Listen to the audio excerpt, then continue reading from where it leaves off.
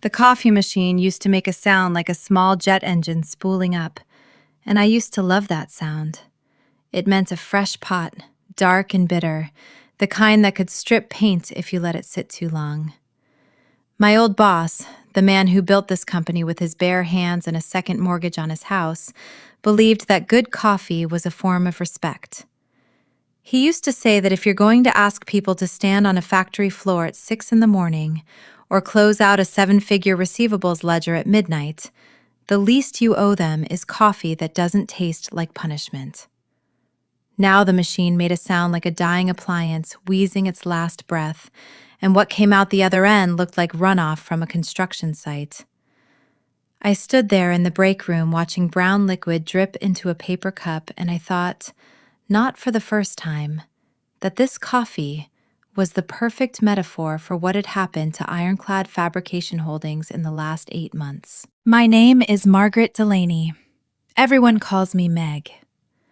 I am 46 years old. I have been at this company for 19 years, and until about 90 days ago, I was the Director of Treasury and Capital Risk, which is a fancy way of saying I was the person who made sure the company had money when it needed money and didn't have debt it couldn't survive when the economy sneezed. I don't have a Stanford MBA. I don't have a podcast. What I have is a memory that holds numbers the way other people hold grudges, and the direct cell phone number of every commercial lending officer who has ever touched our credit file in 2 decades.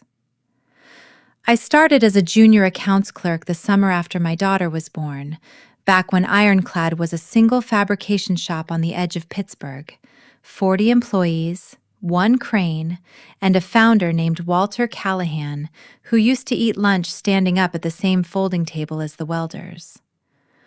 I climbed every rung of that company, one bruised knuckle at a time. I structured the debt that got us through the 2008 crash without losing a single job on the floor. I negotiated the revolving credit facility that let us buy out our biggest competitor in 2014. I built, quite literally with my own hands and a stack of spreadsheets nobody else understood, the financial skeleton that this entire company still stands on. Nobody throws a parade for the skeleton. Nobody puts the Treasury Director on the cover of the industry magazine. I am the load-bearing wall nobody notices until the roof falls in. And let me tell you something about load-bearing walls. The people who tear them out for an open floor plan always regret it eventually. They just don't regret it in time to stop the ceiling from coming down on their heads. Delaney! Earth to Delaney! I turned to find Trevor Lang leaning against the break room door frame with the kind of grin that belongs on people who have never once in their lives balanced a checkbook and have somehow convinced an entire company that they don't need to. Trevor was, on paper, my supervisor, a title he had acquired 11 weeks earlier in a reorg nobody explained to me until it was already posted on the internal wiki. In practice, I had spent the better part of 5 years teaching Trevor the difference between gross margin and EBITDA, and he had spent the better part of the last 3 months pretending he'd known it all along. When Blake Sorensen took over as CEO, Trevor had attached himself to him with the enthusiasm of a barnacle discovering a very shiny hull. He'd swapped his off-the-rack suits for the kind of blazer that costs more than my first car, and started saying things like, "Let's take this offline," during meetings that were, by definition, already offline, since we were all standing in the same room. "Morning, Trevor," I said, taking a sip of the coffee. It tasted like wet cardboard in mild despair. "What's the emergency?" "No emergency, just vibes." He finger-gunned me, an action I have never once seen produce a positive financial outcome in the history of capitalism. "Blake wants the Q3 projection deck scrubbed one more time before the all-hands this afternoon. He thinks the risk section is reading too doom and gloom for the board." "It's not doom and gloom, Trevor. It's arithmetic." I kept my voice level, the way you keep a scalpel level. "We're carrying debt at 4.8 times EBITDA. If the Fed moves rates even a quarter point at the next meeting, that friendly little blue line on your slide turns into a cliff. I can't delete liabilities because they're inconvenient for the narrative. Trevor sighed the particular sigh of a man who believes reality is a UX problem that can be redesigned. See, that's the old guard thinking Blake keeps talking about. We're not a steel fabricator anymore, Meg. We're a vertically integrated advanced manufacturing platform. The multiples are completely different when you frame it that way. We bend steel and weld it, Trevor. We've bent steel and welded it since 1987. Vertically integrated advanced manufacturing platform is 11 words for the exact same forklift. Something flickered behind his eyes, an irritation he usually kept better hidden. Just get it cleaned up by 2 o'clock. Blake wants everybody aligned before the board's finance subcommittee lands this afternoon. He pushed off the door frame and walked away, already thumbing at his phone, and I watched him go with a cold little knot forming under my ribs. It wasn't the request itself that bothered me. I had spent 19 years fending off overeager sales guys and ambitious VPs who wanted their favorite number to look rosier than the truth allowed. What bothered me was the silence around it. For the past 3 weeks, the volume of email hitting my inbox had dropped by nearly half. Meetings that used to require my sign-off were suddenly happening in side rooms I hadn't been invited to. The Strategic Planning Committee, a body I had sat on for 11 years, had quietly been rebranded the Growth Council, and somewhere in the process, my standing calendar invite had evaporated and been replaced by a generic, company-wide notification about exciting changes ahead. I walked back to my office, one of the last 4 actual offices left on the executive floor after Blake tore out the walls to create what he called a collaboration ecosystem, which mostly meant 40 people typing on laptops in a space with the acoustics of a school cafeteria during a fire drill. I sat down at my desk, woke up my 2 monitors, and did the thing I always do when the silence starts to feel less like peace and more like a held breath. I pulled up the shared server logs. It's a habit born of 2 decades handling escrow accounts, letters of credit, and the kind of covenant paperwork that can end a career if you blink at the wrong moment. Paranoia, my daughter calls it. I call it due diligence. There it was. A folder created at 6:52 that morning on the executive shared drive named simply Project Anchor Draft 4. I clicked it. Access denied. You do not have sufficient permissions to view this resource. I sat back and stared at the little red banner for a long moment. I was the Director of Treasury and Capital Risk. There was not, in the ordinary course of business, a single financial document at this company I was not entitled to see. If someone was building something called Project Anchor and had specifically locked me out of it, there were only 2 real explanations. Either they were doing something they knew I would object to, or they were preparing to remove me from the building entirely. Possibly both. I looked up at the photograph on my desk, me at 31, Walter Callahan's arm slung over my shoulder, the 2 of us grinning like idiots outside the courthouse on the day we closed our first 8-figure credit facility. He looked so proud. I looked so young. Old guard thinking, Trevor had called it an hour ago, and something about the phrase sat in my chest like a swallowed stone. I opened my bottom desk drawer and took out a battered leather ledger with a cracked spine, the kind of object that looks like nothing special until you understand what's written inside. It had been Walter's before it was mine. He'd handed it to me the week I made director, told me a company's real memory doesn't live in a database. It lives in the handshake deals and the fine print nobody bothers to reread once the ink dries. Every covenant, every side letter, every personal promise anyone at this company had ever made to a lender in 20 years was cataloged in that book, in my own increasingly cramped handwriting.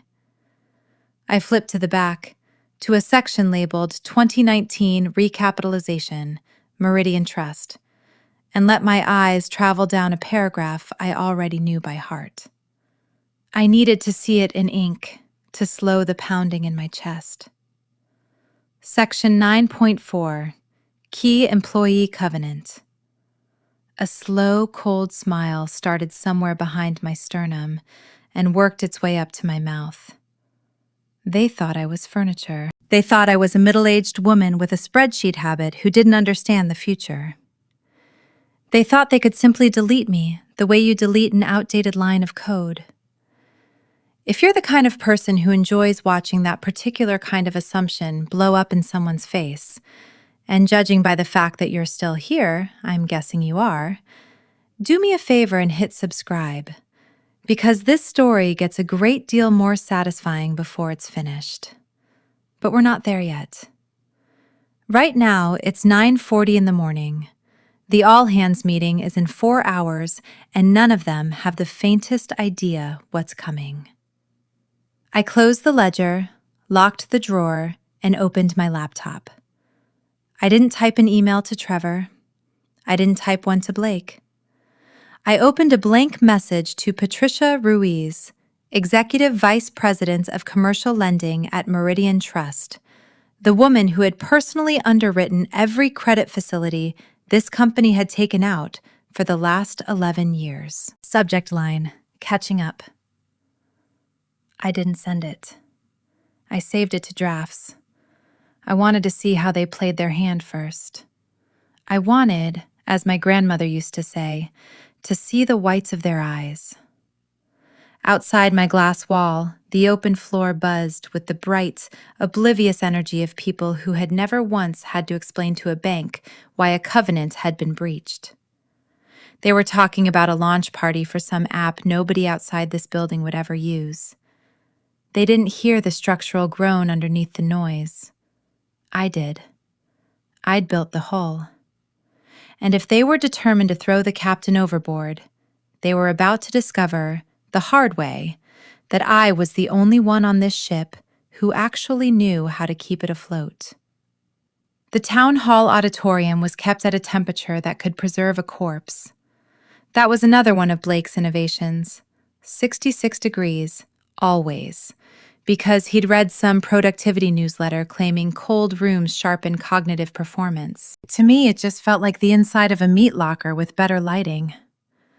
I took my seat in the third row, aisle side, the same seat I'd occupied for every quarterly town hall for the better part of a decade. Around me, the new generation of ironclad employees settled into their chairs with laptops balanced on their knees, faces lit blue by whatever chat window they were half watching under the table. There was a nervous static in the air, the kind that precedes either a thunderstorm or a round of layoffs. Everyone could feel it. Nobody would say it out loud. The lights dimmed. Bass-heavy music thumped through the speakers, something aggressively motivational, all synthetic drums and a chorus about rising up, the kind of song licensed specifically for corporate hype reels. Blake Sorensen strode onto the stage in a blazer that cost more than some people's monthly mortgage, worn over a plain black t-shirt, no tie, hair gelled into the kind of careful disarray that takes 20 minutes and a professional to achieve. "How's everybody feeling, Ironclad family?" he shouted into the microphone, both hands wrapped around it like a stand-up comic about to roast the front row. A scattering of applause rippled through the room. It wasn't the kind of applause Walter Callahan used to get, the real kind, the kind that comes from people who've watched a man personally co-sign a loan to make payroll during a bad quarter. This was the applause of people who were afraid of what would happen to their unvested stock options if they didn't clap hard enough. "We are at an inflection point," Blake said, pacing the stage with the practiced energy of a man who had rehearsed this in a mirror. "For 37 years, this company has been a giant, a slow, cautious, sleeping giant. We bent steel, we signed contracts, we did things the safe way." He made air quotes around the word safe, his voice dripping with something between pity and contempt, as if caution were a disease we'd all agreed to catch together. I sat perfectly still, hands folded in my lap, and waited to see exactly where this was going. But the world doesn't reward safe anymore, Blake continued, dropping into the conspiratorial half-whisper he liked to use when he wanted a room to lean in. The world rewards bold. The world rewards agile. It's time to shed the weight of the past. Behind him, a slide appeared on the massive screen. A cartoon rocket ship tearing away from the launch pad, shedding stages as it climbed. Each falling booster was labeled legacy processes, redundant overhead, and in smaller text near the bottom, one I had to squint to read clearly. Traditional risk management. Trevor sat in the front row, nodding so enthusiastically I worried for his neck. He caught Blake's eye and gave a triumphant thumbs up. "I know change is hard," Blake said, drifting toward the edge of the stage. He stopped, quite deliberately, directly in front of my row. He wasn't looking at the crowd anymore. He was looking at me. "Some of you have been here a long time. You've built yourselves comfortable little fiefdoms. You think the company can't run without your rubber stamp on everything." The room went very quiet. The kind of quiet where you can hear the HVAC humming and somebody 2 rows back forgetting to breathe. Everybody in that auditorium knew exactly who he was talking to. I was the Department of No. I was the one who'd killed the executive jet purchase because it would have blown our debt covenants to pieces. I was the one who'd sent back Blake's first 3 attempts at a Q3 forecast with the risk numbers restored, in red ink, twice. "But let me be very clear about something," Blake said, a small smile curling at the corner of his mouth. "Nobody is bigger than the vision. If you can't get on the rocket ship, you get left standing on the launch pad. Some people around here need to remember their place. You are support staff. You are the plumbing that keeps the building running. We," he gestured broadly, taking in Trevor, the Growth Council, himself, "are the architects." Trevor let out a short, sharp laugh that echoed unpleasantly in the silence. "Know your place," Blake said again, quieter this time, but somehow with more edge to it. I felt the heat rise up the back of my neck, a hot, stinging wave that had nothing to do with the 66-degree air conditioning. It wasn't the implicit threat that stung. I had a severance package that would let me retire comfortably tomorrow if it came to that. It was the word plumbing. He was standing on a stage talking about the financial infrastructure that kept his own paycheck from bouncing, as if it were something beneath him, a nuisance he was too important to bother understanding. My face didn't move. I have sat across a table from lenders threatening to call in 8-figure loans, and I have kept the exact same expression I kept now. Nothing. I reached out, closed my laptop lid with a firm, deliberate motion. The click was small, but in a silent room it landed like a gunshot. Blake blinked, thrown off for half a second by the absence of the reaction he'd clearly been fishing for. He recovered quickly, turning back to the crowd to launch into a monologue about synergy and platform velocity that I stopped listening to almost immediately. In my lap, my phone buzzed once. Then again, more insistently. I slid it partway out of my blazer pocket, angling the screen away from the row behind me. A text message. Not an email, a text. Which, from this particular sender, meant something was actively on fire. "Patricia Ruiz, Meridian Trust Meg. Are you in the room with him right now?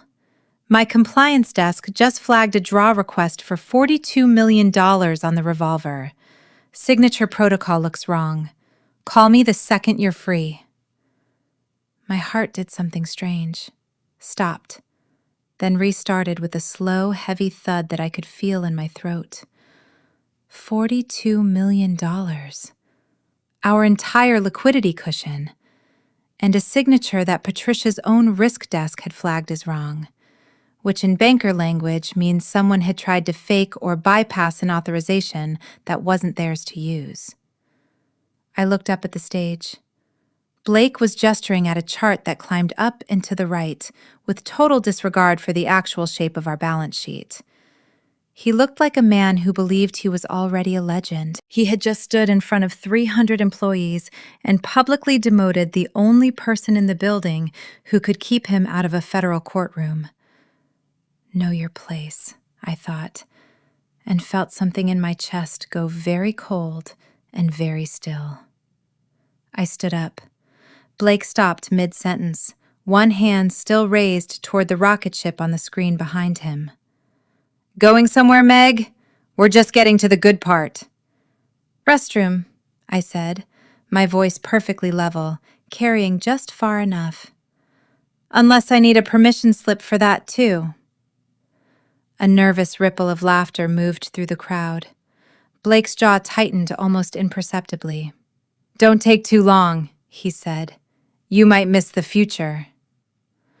I wouldn't miss it for the world, I said, and walked up the aisle without looking back, my heels striking the concrete floor in a rhythm that felt, for the first time all morning, entirely under my own control. The hallway outside the auditorium smelled like industrial cleaner and the particular ozone tang of an HVAC system working too hard.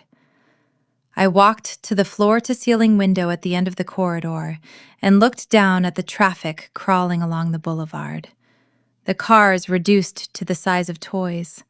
The whole grinding machinery of the city going about its business with no idea what was unraveling 40 floors above it. I took one breath. The panic that had flared in my chest during the town hall receded, replaced by something colder and far more useful. The kind of clarity that used to settle over me right before I walked into a lender's office to renegotiate terms on a loan that could sink the company if I got it wrong. I called Patricia back. Good morning, I said when she picked up, my voice steady against the muffled thump of bass still bleeding through the auditorium doors behind me. Meg, Patricia's tone was clipped, tight. The particular flatness of a person choosing every word with care because she already suspects the call is being recorded somewhere for compliance purposes. In the background, I could hear the low roar of a trading floor, or at least a very busy office. Patricia didn't manage a branch. She ran commercial lending for the entire tri-state region, and we did not, as a rule, make small talk.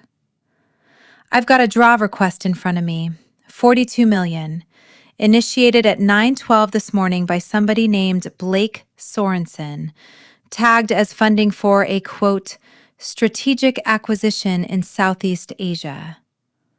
I looked down at the toy cars. I'm not aware of any acquisition in Southeast Asia, Patricia. I certainly didn't authorize a wire that size. I know you didn't, she said, because the authorization code attached to it is an old one, legacy protocol. Hasn't been used since your founder, Callahan, right? Since Callahan stepped away. It's still technically valid in our system, which is exactly why it tripped a level 3 compliance flag the second it hit our desk, instead of getting waved through like a routine draw. He's trying to route around the counter signature, I said, the pieces settling into place with the cold, mechanical click of a lock turning. He thinks because he holds the CEO title, he has unilateral access to the credit facility. Does he? Patricia asked. It wasn't really a question. She already knew the answer. She wanted to know if I was still the person she thought I was. No, I said, firmly enough that a passing junior associate 2 offices down glanced up from his phone. Pull the 2019 recapitalization agreement, section 9.4. There's a side letter attached regarding the key employee covenant. I heard the clatter of a keyboard on her end. Give me a second. Okay, here it is. Draws exceeding $2 million require dual authorization. the CEO and the Director of Treasury and Capital Risk, named specifically as Margaret Delaney. A pause, and I could hear the shift in her voice, the moment she got to the part that mattered most. And here's the part that should really worry your CEO. Failure to maintain Margaret Delaney in an active oversight role over Treasury functions constitutes a technical default under the facility. A technical default, I repeated, letting the words sit in my mouth like something bitter I needed to taste fully to believe. For anyone who hasn't spent their career in the unglamorous trenches of corporate lending, a technical default doesn't mean the company ran out of cash. It means the company broke the rules the lender agreed to extend the money under in the first place. And when you break those rules, the bank doesn't just get annoyed. The bank gets everything. They can freeze every account tied to the facility. They can demand immediate repayment of the full principal, in our case, north of $110 million, inside a window measured in days, not months. They can, in the worst version of this story, take the collateral and the company along with it. There's more, Patricia said, her voice dropping. We received a fax this morning from your legal department. Request to update the authorized signatory list. Your name's been struck. Replaced with a Trevor... I heard papery rustling. Trevor Lang. We rejected it pending your direct confirmation. Standard procedure when a change like that comes in without the outgoing signatory's sign-off. I closed my eyes and let my forehead rest against the cool glass of the window. They had tried to erase me from the company's financial DNA while I was sitting 8 feet away from the man giving the order, listening to him call me plumbing. The audacity of the timing was almost impressive. Patricia, I said, I need a favor. Do not process that wire, and do not process that signatory change. Obviously, she snorted, some of the tension breaking in her voice.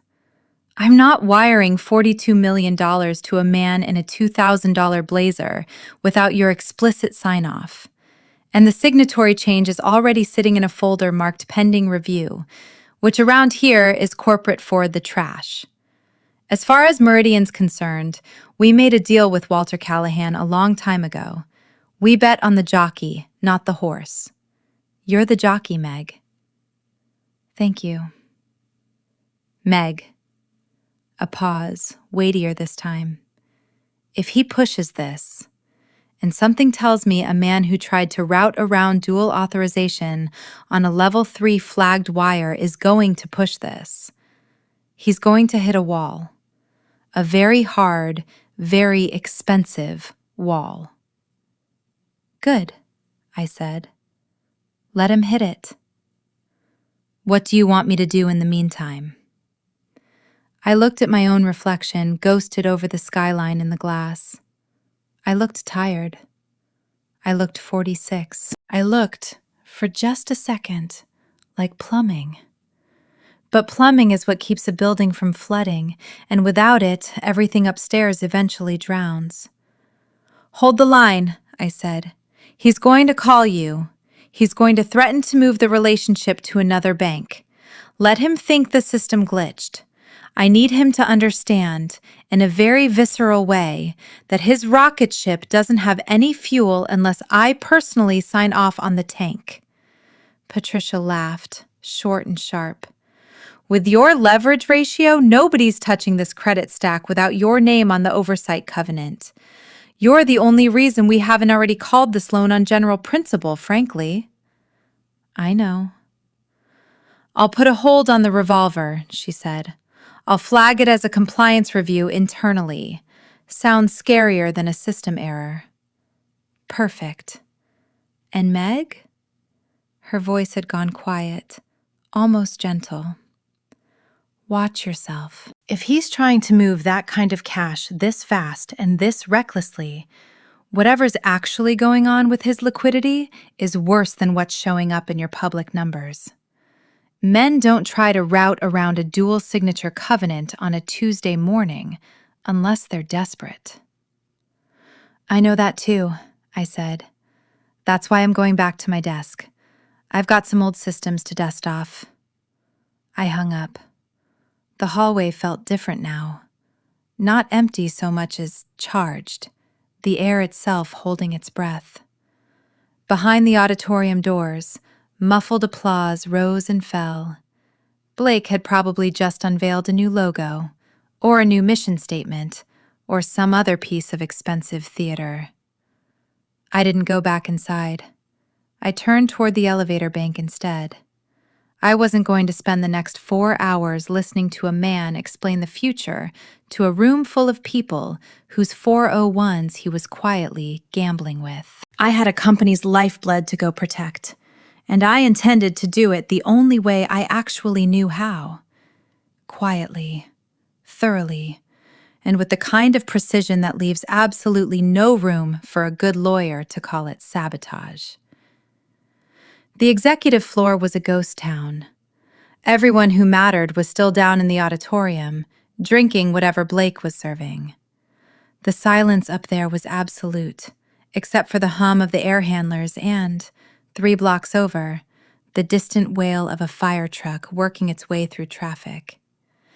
It was, I remember thinking, an oddly appropriate soundtrack. I sat down at my desk and woke the monitors. Before I did anything to the actual systems, I wanted to understand exactly what I was dealing with, because in my experience, the difference between a defensible action and a lawsuit is entirely a matter of sequencing. You gather evidence first. You act second. You never act out of anger, because anger leaves fingerprints, and fingerprints are exactly what a man like Blake Sorensen would use to paint me as the villain of this story instead of him. I couldn't open the Project Anchor folder directly. That door was still locked. But I didn't need to. 19 years of institutional knowledge means knowing where the side doors are. I pulled up the vendor and counterparty database instead, the master list of every new supplier, contractor, or acquisition target gets logged into before a single dollar can move. A system I had personally insisted we build after a near miss with a fraudulent invoice back in 2013. If Blake's team had wired money anywhere, even in draft form, there would be a shadow of it here. There it was, added at 6:41 that morning, 11 minutes before the Project Anchor folder itself had been created. A new counterparty entry. Alderbrook Pacific Partners, LLC. Listed address, a business suite in Singapore. Purpose of relationship, strategic manufacturing acquisition, APAC expansion. I pulled the attached documentation. A 1-page letter of intent dated 3 days earlier, describing Alderbrook as an established precision fabrication operation looking to be acquired by a larger North American partner. It was thin, suspiciously thin. Real acquisition targets come with 3 years of audited financials, a data room, references from their existing bank. This came with a single glossy page that looked like it had been assembled in an afternoon by someone who had never actually built anything out of steel in their life. I opened a new browser tab and typed Alderbrook Pacific Partners into the corporate registry search for Singapore's Accounting and Corporate Regulatory Authority, a site I'd bookmarked years ago during an entirely different, entirely more boring due diligence exercise. It took less than 4 minutes to find what I was looking for, and when I found it, my stomach dropped in a way it hadn't dropped since the morning in 2008 I thought we were going to miss payroll. Alderbrook Pacific Partners had been incorporated 11 weeks earlier. Not 11 years, 11 weeks. 2 days after Blake's employment contract had been finalized with our board. The registered director was a holding entity called Ferncrest Family Trust. I cross-referenced Ferncrest against every filing I could find, chasing the thread the way you'd follow a loose stitch on a coat. And 4 documents deep, I found a name that made the hallway around me go very quiet in my own head. Vanessa Sorensen, trustee, Blake's wife. I sat back in my chair and stared at the screen for a long moment, letting the shape of it settle. This wasn't a reckless growth bet made by an overconfident 33-year-old who didn't understand covenant math, the way I'd first assumed back in the break room that morning. This was something else entirely. Blake wasn't trying to acquire a real company in Singapore. He was trying to move $42 million of Ironclad's operating cash into a shell entity his own wife controlled, dressed up in the paperwork of a legitimate acquisition, using an authorization code that hadn't been touched since Walter Callahan left the building. If that wire had cleared before Patricia's compliance desk caught it, the money would have vanished into a trust in another jurisdiction, and by the time anyone at Ironclad figured out that Alderbrook didn't actually manufacture anything, the funds could have been 3 hops further downstream and effectively unrecoverable. I thought about the liquidity report Trevor had shown the finance subcommittee 2 weeks earlier, the one claiming a comfortable $6 million cash cushion. I thought about the sudden urgency behind Project Anchor, the 6:52 a.m. folder creation, the locked-out access, the forged signatory change routed through legal while I sat in an auditorium being told I was plumbing. Desperate men move fast and sloppy. Patricia had said as much on the phone not 15 minutes earlier, and she hadn't even known the half of it yet. If you're the kind of viewer who likes to guess where these stories are headed, take a moment right now and sit with that twist, because I promise you, it gets worse before this day is over. And if you're new here, this is usually the part where I remind you that liking and subscribing genuinely does help stories like this one find the people who need to hear that quiet, unglamorous, spreadsheet-obsessed employees occasionally save the entire building. Anyway, back to the impending collapse of a man's very expensive house of cards. I did not, in that moment, forward what I'd found to anyone. I am not, whatever Blake would later accuse me of in that boardroom, an impulsive person. I screenshotted every page of the Singapore registry filing. I downloaded the vendor database entry, timestamps intact. I exported the audit log showing exactly who had created the Alderbrook counterparty record and at what minute. I built, in the space of about 40 minutes, a folder of my own, one that no admin override anywhere in this building could delete, because I saved a mirrored copy to a personal encrypted drive I keep for exactly this kind of occasion, a habit Walter had taught me back when we still did our banking on paper. Only then did I open the Treasury and Banking Administration console and start doing what I actually knew how to do better than anyone else in this building: shut the water off before the flood could reach the second floor. Most people imagine that a CEO holds some kind of master key to a company, a golden password that unlocks every door in the building the moment they sit down in the corner office.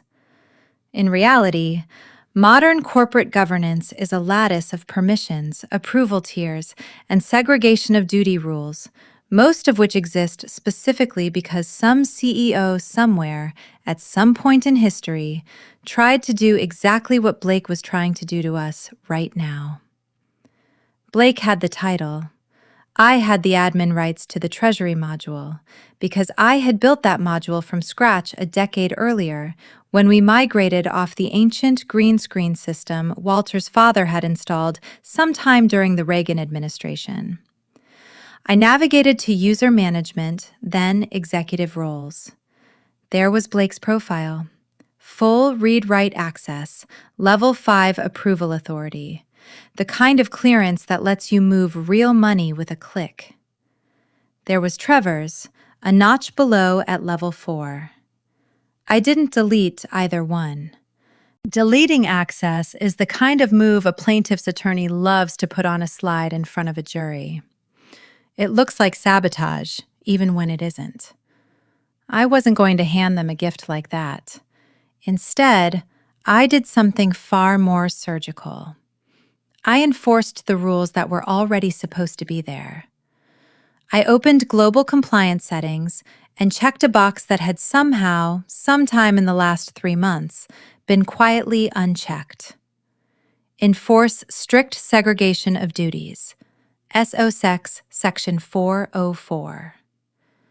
I didn't know who had turned that protection off, or when, but I had a fairly educated guess, and it wasn't going to stay off a minute longer than I could help. Then I moved into the Treasury to Bank interface, the bridge system that actually talked to Meridian servers in real time. I found the pending transaction queue, and there it sat.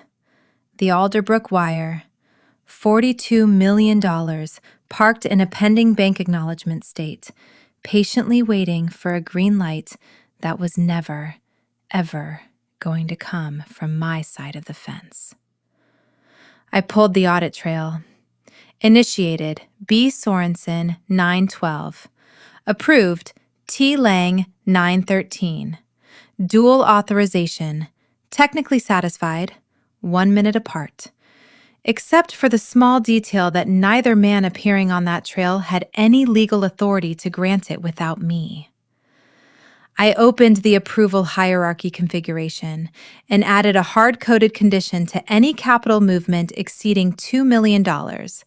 Requires approval, director, treasury, and capital risk. Then I navigated to the bank account security settings and switched the outbound wire protocol from standard to enhanced verification, which meant that from this moment forward, any transfer over $10,000 would require a physical hardware authentication token, a small keychain device that generates a fresh 6-digit code every 60 seconds. There were exactly 2 of those tokens issued for this account. Blake had lost his within a month of receiving it, a fact IT had flagged to me in an email I'd saved specifically because I suspected it might someday matter. Trevor had never bothered picking his up from the security office at all. I had the only working token in the building, sitting in the top drawer of my desk not 18 inches from where I was sitting. The screen refreshed itself a moment later. The little green status light beside the Meridian bank link flickered, hesitated, and turned amber. Status: verification required. Somewhere out in the cloud, the digital handshake between Ironclad and its lender had just started demanding a password that only one person in this entire company actually possessed. I wasn't finished. I opened a new email addressed to our general counsel, Nadia Byrne. Nadia was a competent lawyer and a genuinely decent person, but she had spent the last 3 months absorbing every one of Blake's moods like a very expensive stress ball. And I needed something in writing that would stiffen her spine before this afternoon's board meeting made that spine an actual load-bearing structure. 2. Nadia Byrne, General Counsel, CC, External Audit Partner, Reinhold & Cass, Board Risk Committee. Subject: urgent, unauthorized wire attempt and signatory fraud. Nadia.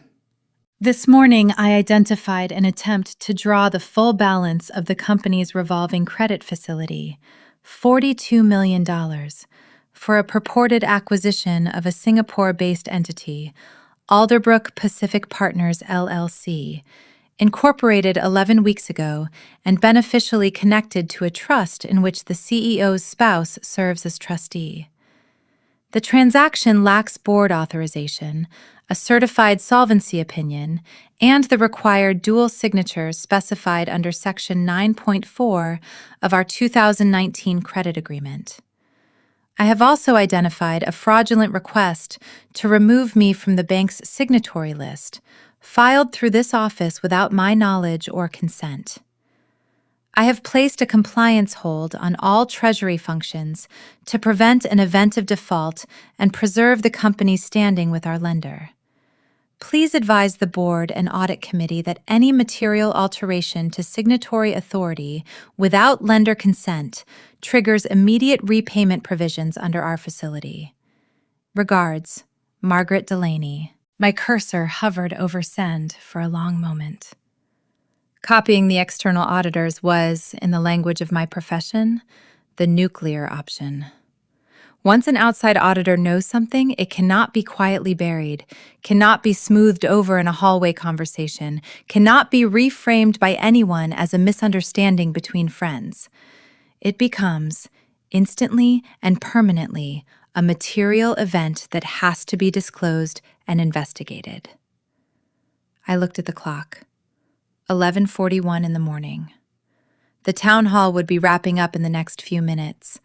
300 people were about to walk out of that auditorium high on rocket ship metaphors, and one of them was about to try to spend $42 million that no longer belonged to him.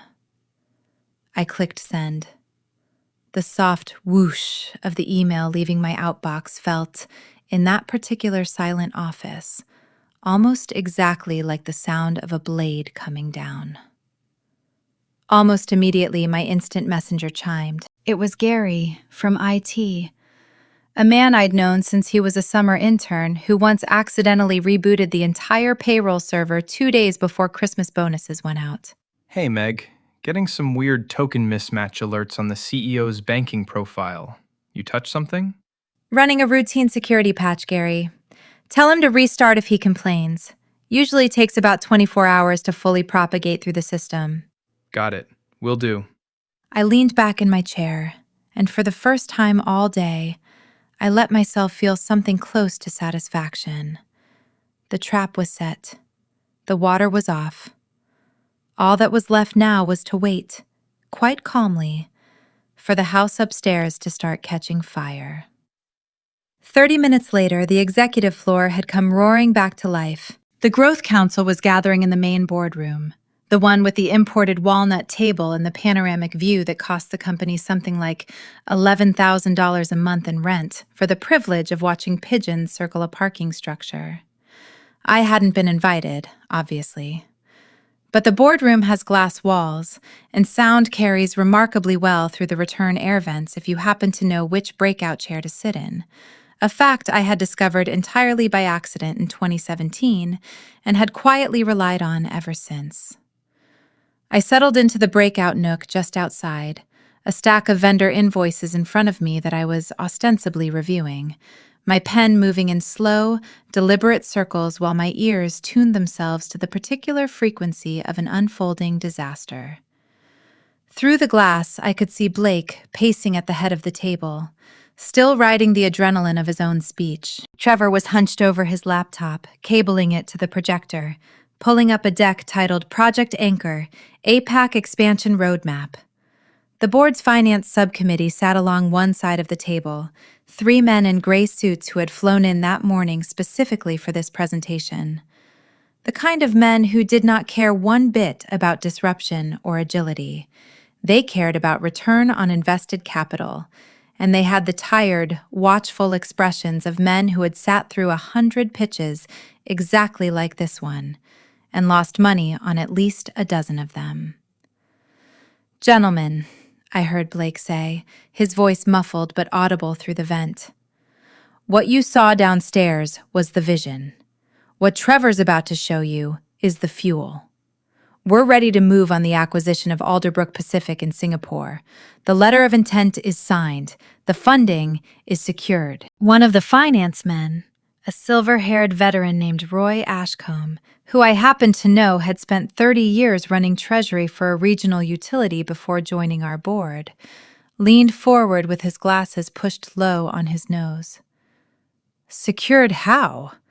Our last liquidity report showed $6 million on hand, and this deal's a $42 million cash outlay." "That's a legacy report," Blake said, waving a hand as if swatting away a fly. "We drew against the revolver this morning. The capital's already sitting in our operating account. We moved fast to demonstrate execution speed to the seller." I turned a page of my invoice stack without reading a single line on it. Here we go, I thought. Trevor clicked to the next slide. A screenshot filled the screen. An account balance reading $46 million, crisp and green and entirely convincing if you didn't know what I knew. As you can see, Trevor said, tapping the laser pointer at the number, we're fully liquid and ready to move. Refresh the page, Roy said. He was old school. He didn't trust screenshots any more than he trusted a man who wore sneakers to a board meeting. Trevor's confident smile didn't waver. He tabbed over to the live banking portal, projected right there on the wall for everyone to see, and hit refresh. A small spinner appeared. It spun and spun, and then the screen flashed red. Error 4003. Authorization failure. Hardware token required. Balance unavailable. Trevor frowned. Wi-Fi must be spotty in here. 1 second. He tried again. Error 4003. Compliance hold engaged. Contact System Administrator M. Delaney. The room on the other side of that glass went absolutely, perfectly silent. My name, M. Delaney, sat projected across the wall in bold, red letters, 10 feet high, directly behind Trevor's head. And I have never, in 19 years of corporate life, witnessed a piece of software deliver a message with such flawless comedic timing. Blake stopped pacing mid-stride. Trevor, what is that? I don't know. It's asking for Meg's authentication token. Bypass it. Use the admin override. I'm trying. It's not accepting the override. Trevor's voice climbed half an octave, cracking slightly on the last word. Roy Ashcombe put his glasses on properly for the first time and leaned in to actually read the screen. Why does it say compliance hold? Blake, did you clear this draw request through your compliance officer before you moved $42 million?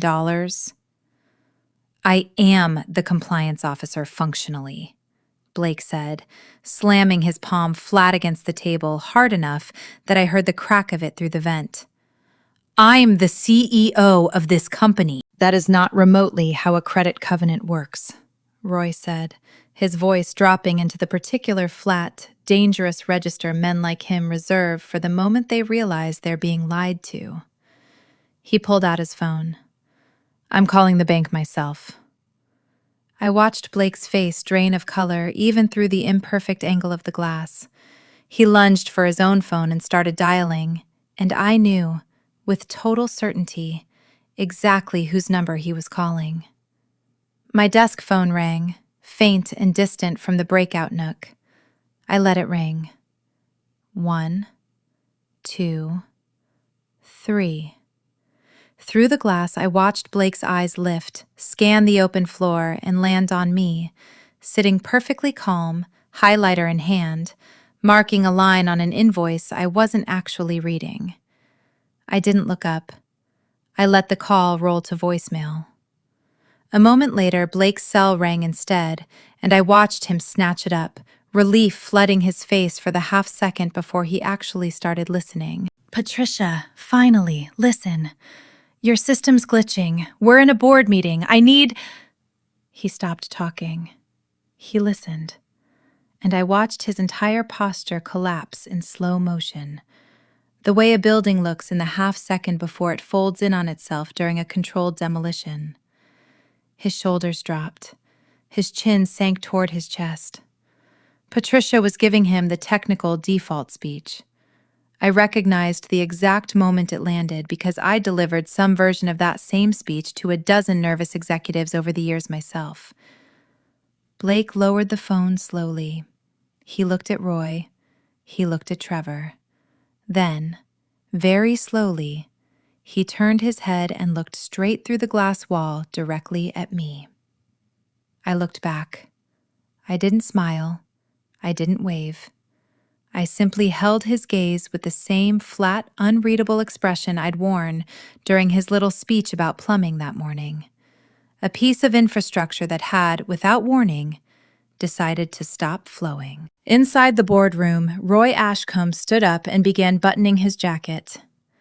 Blake, if we don't have the liquidity you just told us we had, this presentation is fraud. We're adjourning this session, effective immediately. Wait, no, this is a clerical error. Blake was on his feet now, following the three men toward the door as they gathered their things with the unhurried efficiency of people who had done exactly this before, at exactly this stage, at other companies that no longer existed. Meg just needs to click a button. It's one button.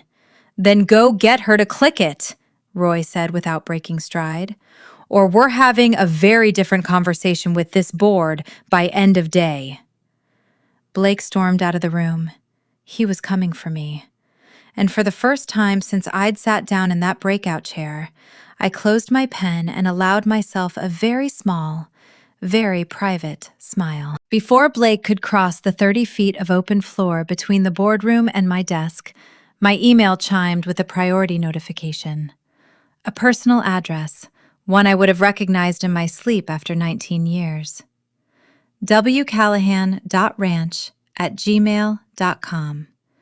The subject line was a single winking emoji. I opened it immediately.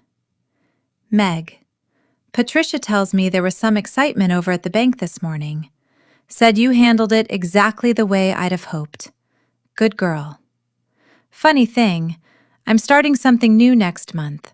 A small advisory shop, sustainable infrastructure financing, out of a converted barn about 40 minutes from here. Good people. Better coffee than that sludge you're probably drinking right now, and absolutely zero rocket ship metaphors allowed on the premises. I need a CFO who actually knows what a covenant is for. Pays double what you're making now, plus equity that means something. Let them burn it down over there if that's the road they've chosen, Meg. Then come home. W. A lump rose in my throat that I hadn't expected and didn't have time to properly sit with. For 8 months, I had felt like a relic, a dinosaur, exactly the kind of legacy thinking Blake loved to sneer at from a stage. But the man who had actually built this place, who had taught me everything I knew about money and trust and the difference between the two, still knew precisely what I was worth. I wasn't plumbing. I had never been plumbing. I was the foundation the whole building sat on, and foundations don't care whether anyone remembers to thank them. Delaney. Blake was standing at my desk. He was out of breath in a way that had nothing to do with the 30 feet he'd just crossed. His careful hair had come slightly loose at the front. The disruptor mask was cracking down the middle, revealing something younger and far more frightened underneath. What did you do? I finished reading Walter's email, closed the browser tab with unhurried precision, and only then looked up at him. What did you do to the accounts? He hissed, leaning over the low partition of my desk, low enough that spit landed near my keyboard. I have 3 board members walking out the door right now. Fix it. Unlock the funds. Now. I didn't do anything to the accounts, Blake, I said, capping my pen with a small, deliberate click. I ensured we remained in compliance with the terms of our own credit agreement, the one with your signature on it, if you'd like to go find your copy. You locked me out. That's sabotage. That's enforcement, I said. There's a difference, and it's the difference that's going to matter a great deal to whichever lawyer you hire this afternoon. Give me the token. Trevor said you have the token.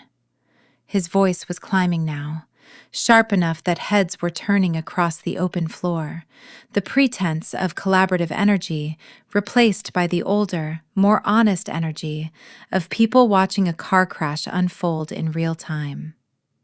I do have the token, I said, but under Section 9.4 of our credit agreement, I cannot authorize a draw of that magnitude without a certified board resolution specifically approving the acquisition, an updated solvency opinion from an outside auditor, and a written affirmation that our debt-to-equity ratio stays under the covenant ceiling after the transaction closes.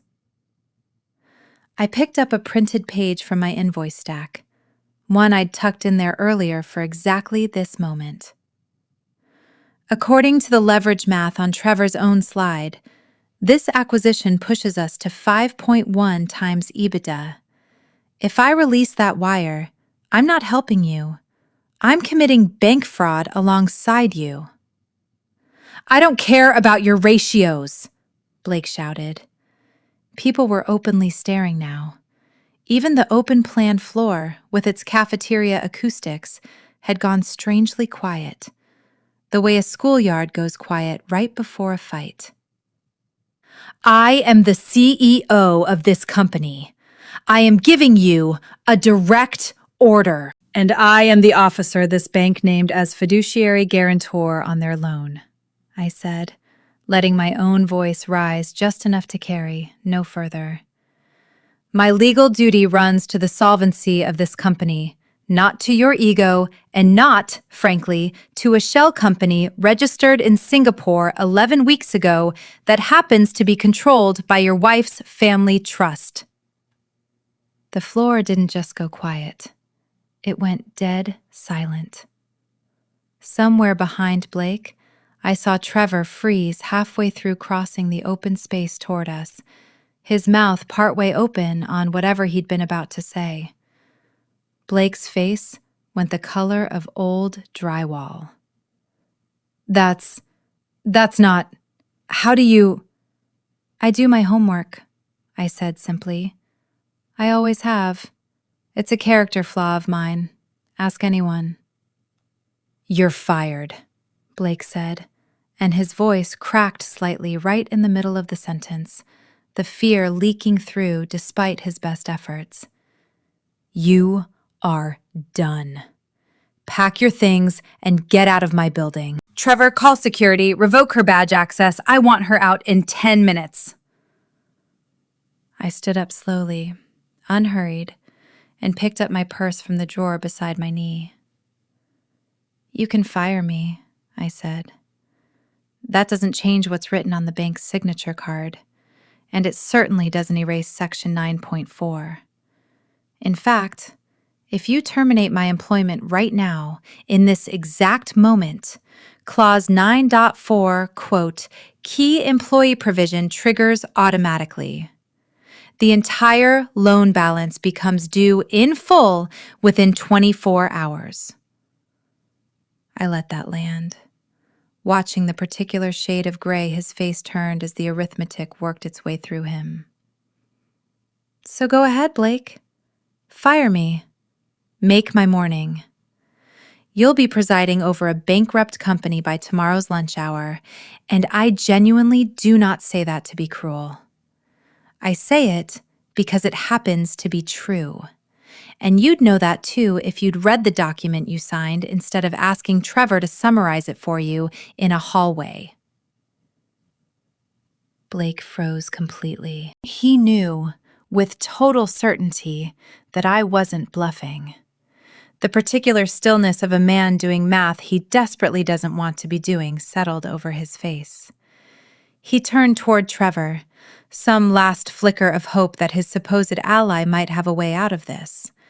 Trevor, to his credit or discredit, simply stared down at his own shoes. She's right, Blake, Trevor said quietly. The key person clause, we missed it. When Nadia's team did the review, they flagged it as boilerplate, standard language.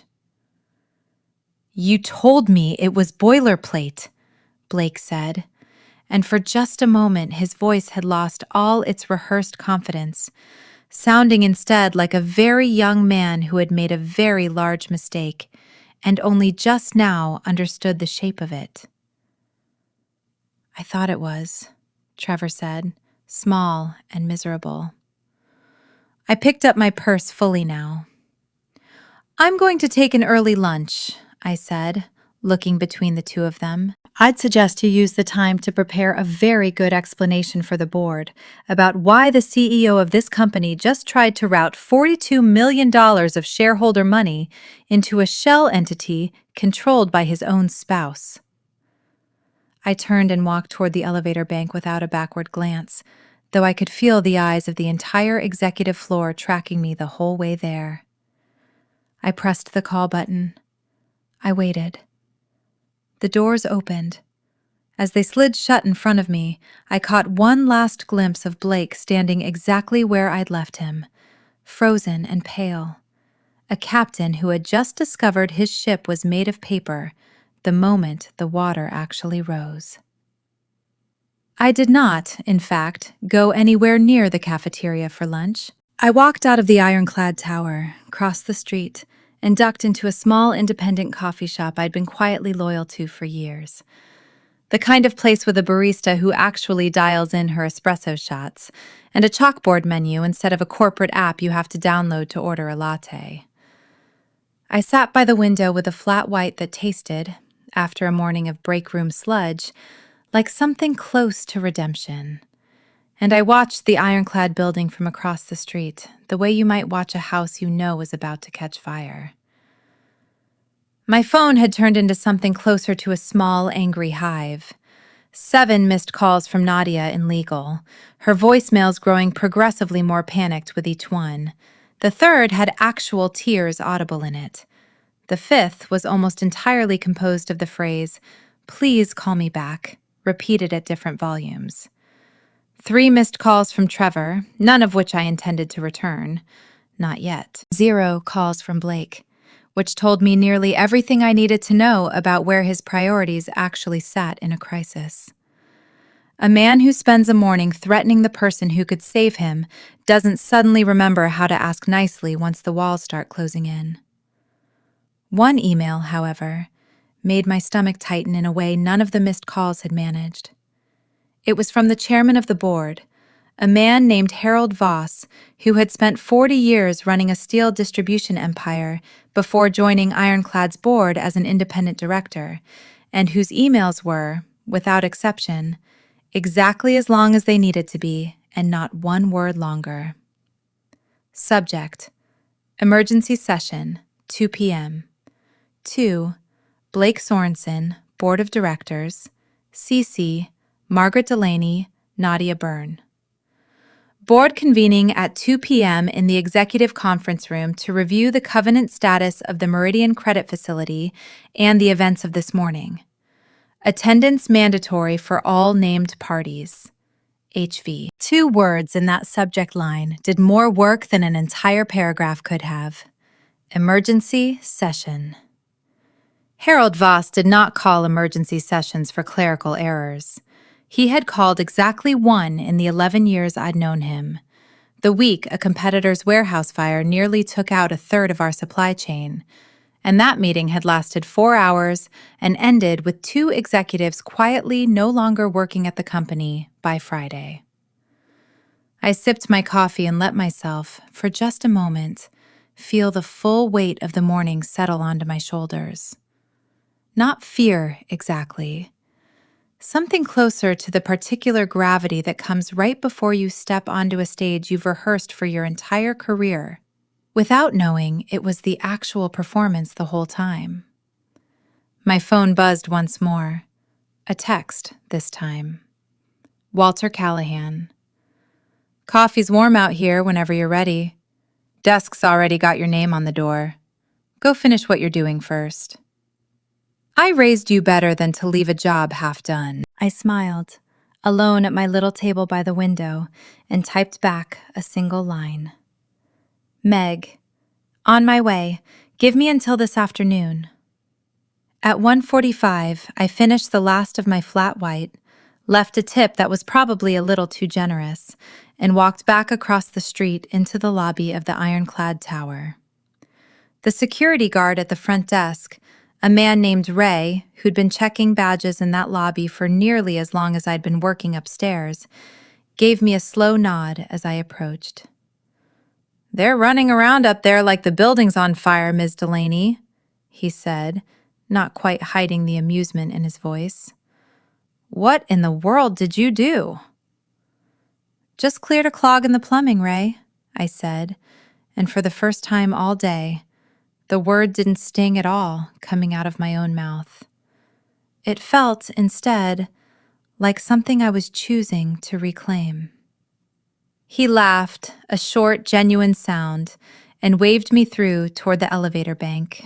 As the doors closed and the numbers began climbing toward the executive floor, I opened my ledger one last time, not because I needed to check anything, but because I wanted, quite badly, to feel the weight of it in my hands one more time before I walked into a room and used every page of it against a man who had spent 8 months telling me I didn't understand how the real world worked. By the time I reached the executive floor, the atmosphere had shifted entirely from the frantic panic I'd left behind 2 hours earlier into something quieter and far more ominous. The particular hush of a building that already senses a funeral is coming and is simply waiting for someone to announce the time. The Growth Council had scattered. The assistants who normally chattered near the coffee station were whispering instead, heads bent close together, falling silent whenever anyone in a suit walked past.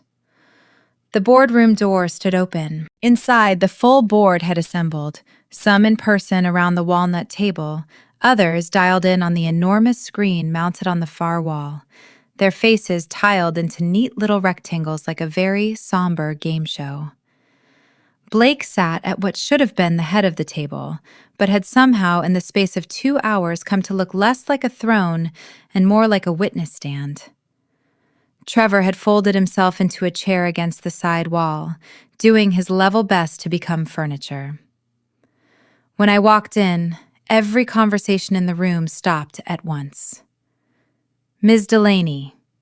Harold Voss rose halfway out of his chair, a courtesy I suspect he extended to almost no one else in that room that day. He was a broad-shouldered man in his late 60s with the weathered, unimpressed face of someone who had spent 4 decades closing deals with people who thought charm could substitute for arithmetic, and who had learned, through long and expensive experience, exactly how wrong that assumption usually turned out to be.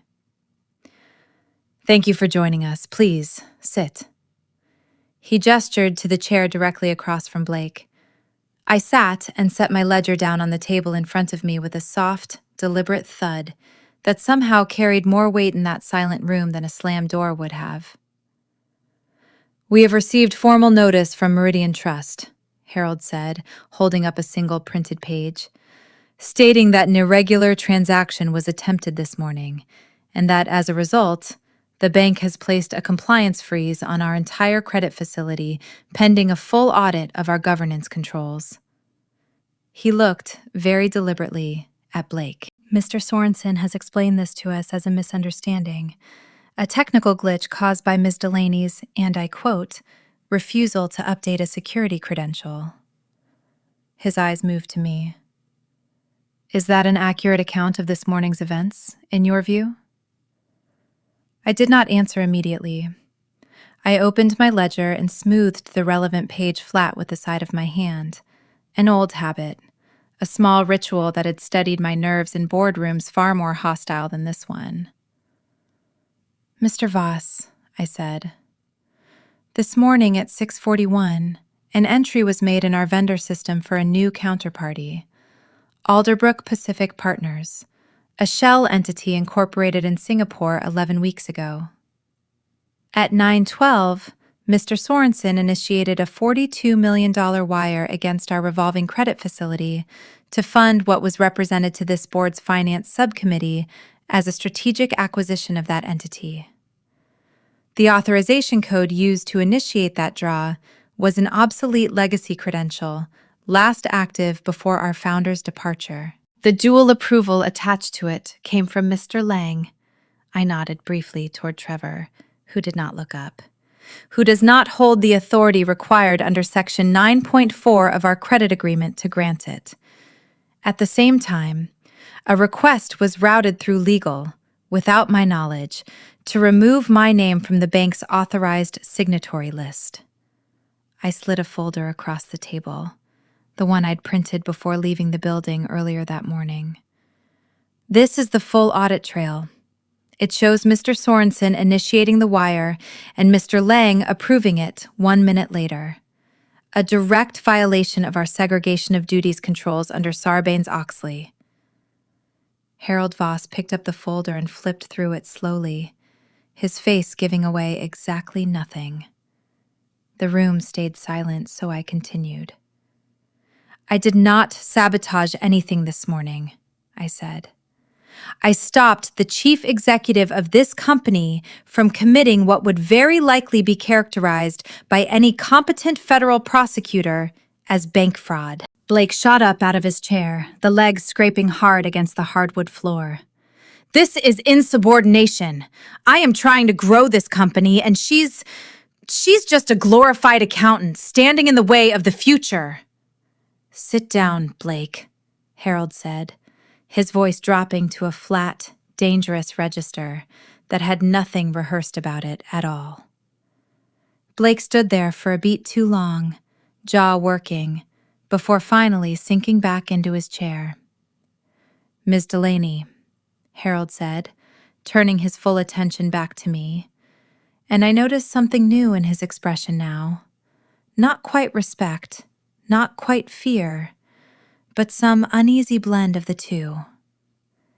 If we lift this freeze, will the bank continue working with us? That depends, I said. On what? On who makes the call, I said, and let the silence that followed sit exactly as long as it needed to. Harold Voss folded his hands on the table. Explain that to me, Miss Delaney. Because as I understand Mr. Sorensen's account, this was an aggressive but ultimately legitimate growth play, a bridge loan against a genuine acquisition target, poorly documented, perhaps rushed, but not fraudulent. That's exactly what I'd like to explain, I said, and reached into my folder for the second set of documents I'd printed before I ever left my desk. I'd been saving this. Not out of theater, though I won't pretend there wasn't a small, very human part of me that understood the value of good timing. I'd been saving it because I wanted the board to hear the financial violation first, cleanly, on its own terms, before I complicated it with the far uglier truth underneath. Alderbrook Pacific Partners was incorporated in Singapore 11 weeks ago, I said, sliding copies of the corporate registry filing down the table, one for each board member. 2 days after Mr. Sorensen's own employment contract with this company was finalized. It has no operating history, no audited financials, no physical manufacturing footprint that I have been able to locate anywhere in Southeast Asia, despite the letter of intent describing it as an, and I'm quoting directly, established precision fabrication operation. Roy Ashcombe was already reading ahead, his glasses pushed low, his mouth pressed into a thin, flat line. The registered director of Alderbrook, I continued, is a holding vehicle called Ferncrest Family Trust. I traced the trusteeship through the public filings this morning. I let the next sentence land exactly as flatly as I could manage, because I had learned a long time ago that the worst news lands hardest when you refuse to dress it up. The trustee of Ferncrest is Vanessa Sorensen. The room went very, very still. That's Mr. Sorensen's wife, I added, unnecessarily, because I wanted absolutely no ambiguity left in that room by the time I finished the sentence. For a moment, nobody spoke. One of the board members dialed in remotely, a woman named Dana Ferris, who ran a private equity fund and rarely said much in these meetings unless a number surprised her, leaned forward until her face nearly filled the screen. Say that again? The entity Mr. Sorensen attempted to move $42 million of this company's operating cash into this morning, I said, is, as best I can determine from public filings, ultimately controlled by his own spouse. That's not Blake started, half rising out of his chair again, his voice cracking in a way that had nothing rehearsed left in it at all. That's a family investment vehicle. It's completely standard for cross-border deals to route through a holding structure like that. It doesn't mean— Then perhaps you can explain, Harold said, his voice like a door closing. Why this board's finance subcommittee was told this morning that Ironclad held a comfortable $6 million cash position, while you were simultaneously attempting to draw $42 million against our credit line for a transaction with your own wife's trust, using a signatory credential that belonged to a man who left this company 2 years ago. Blake had no answer for that. I watched him search for one.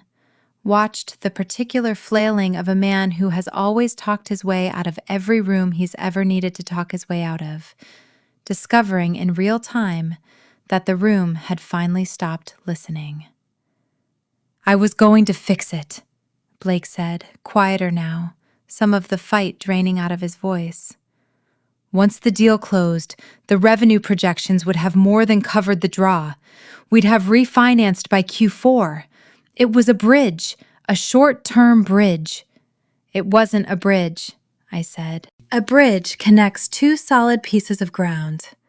This connected a real company to a shell that didn't exist 11 weeks ago, controlled by your own family, using cash that belongs to every employee on this company's floor whose retirement account is tied to our stock performance. That isn't a bridge, Blake. That's a pipeline. And you built it running straight out of the building. Roy Ashcombe set his copy of the filing down very slowly and looked across the table at Blake with an expression I can only describe as genuine, weary disgust. In 31 years on boards, I have seen reckless. I have seen arrogant. I have watched more than one young man mistake confidence for competence and nearly sink a perfectly good company doing it. His voice hardened. I have not, in 31 years, watched a sitting chief executive try to route 8 figures of shareholder cash into his own spouse's trust and call it growth strategy to a room full of people he apparently assumed would never bother checking a public registry. Trevor, in the corner, had gone the color of old paper. Blake, he said quietly, was this always the plan? The APAC deal? Was any of it ever real? Blake didn't answer him. He didn't answer anyone. He sat very still, staring at the printed filing in front of him as if it might, given enough silence, quietly rearrange itself into something less damning.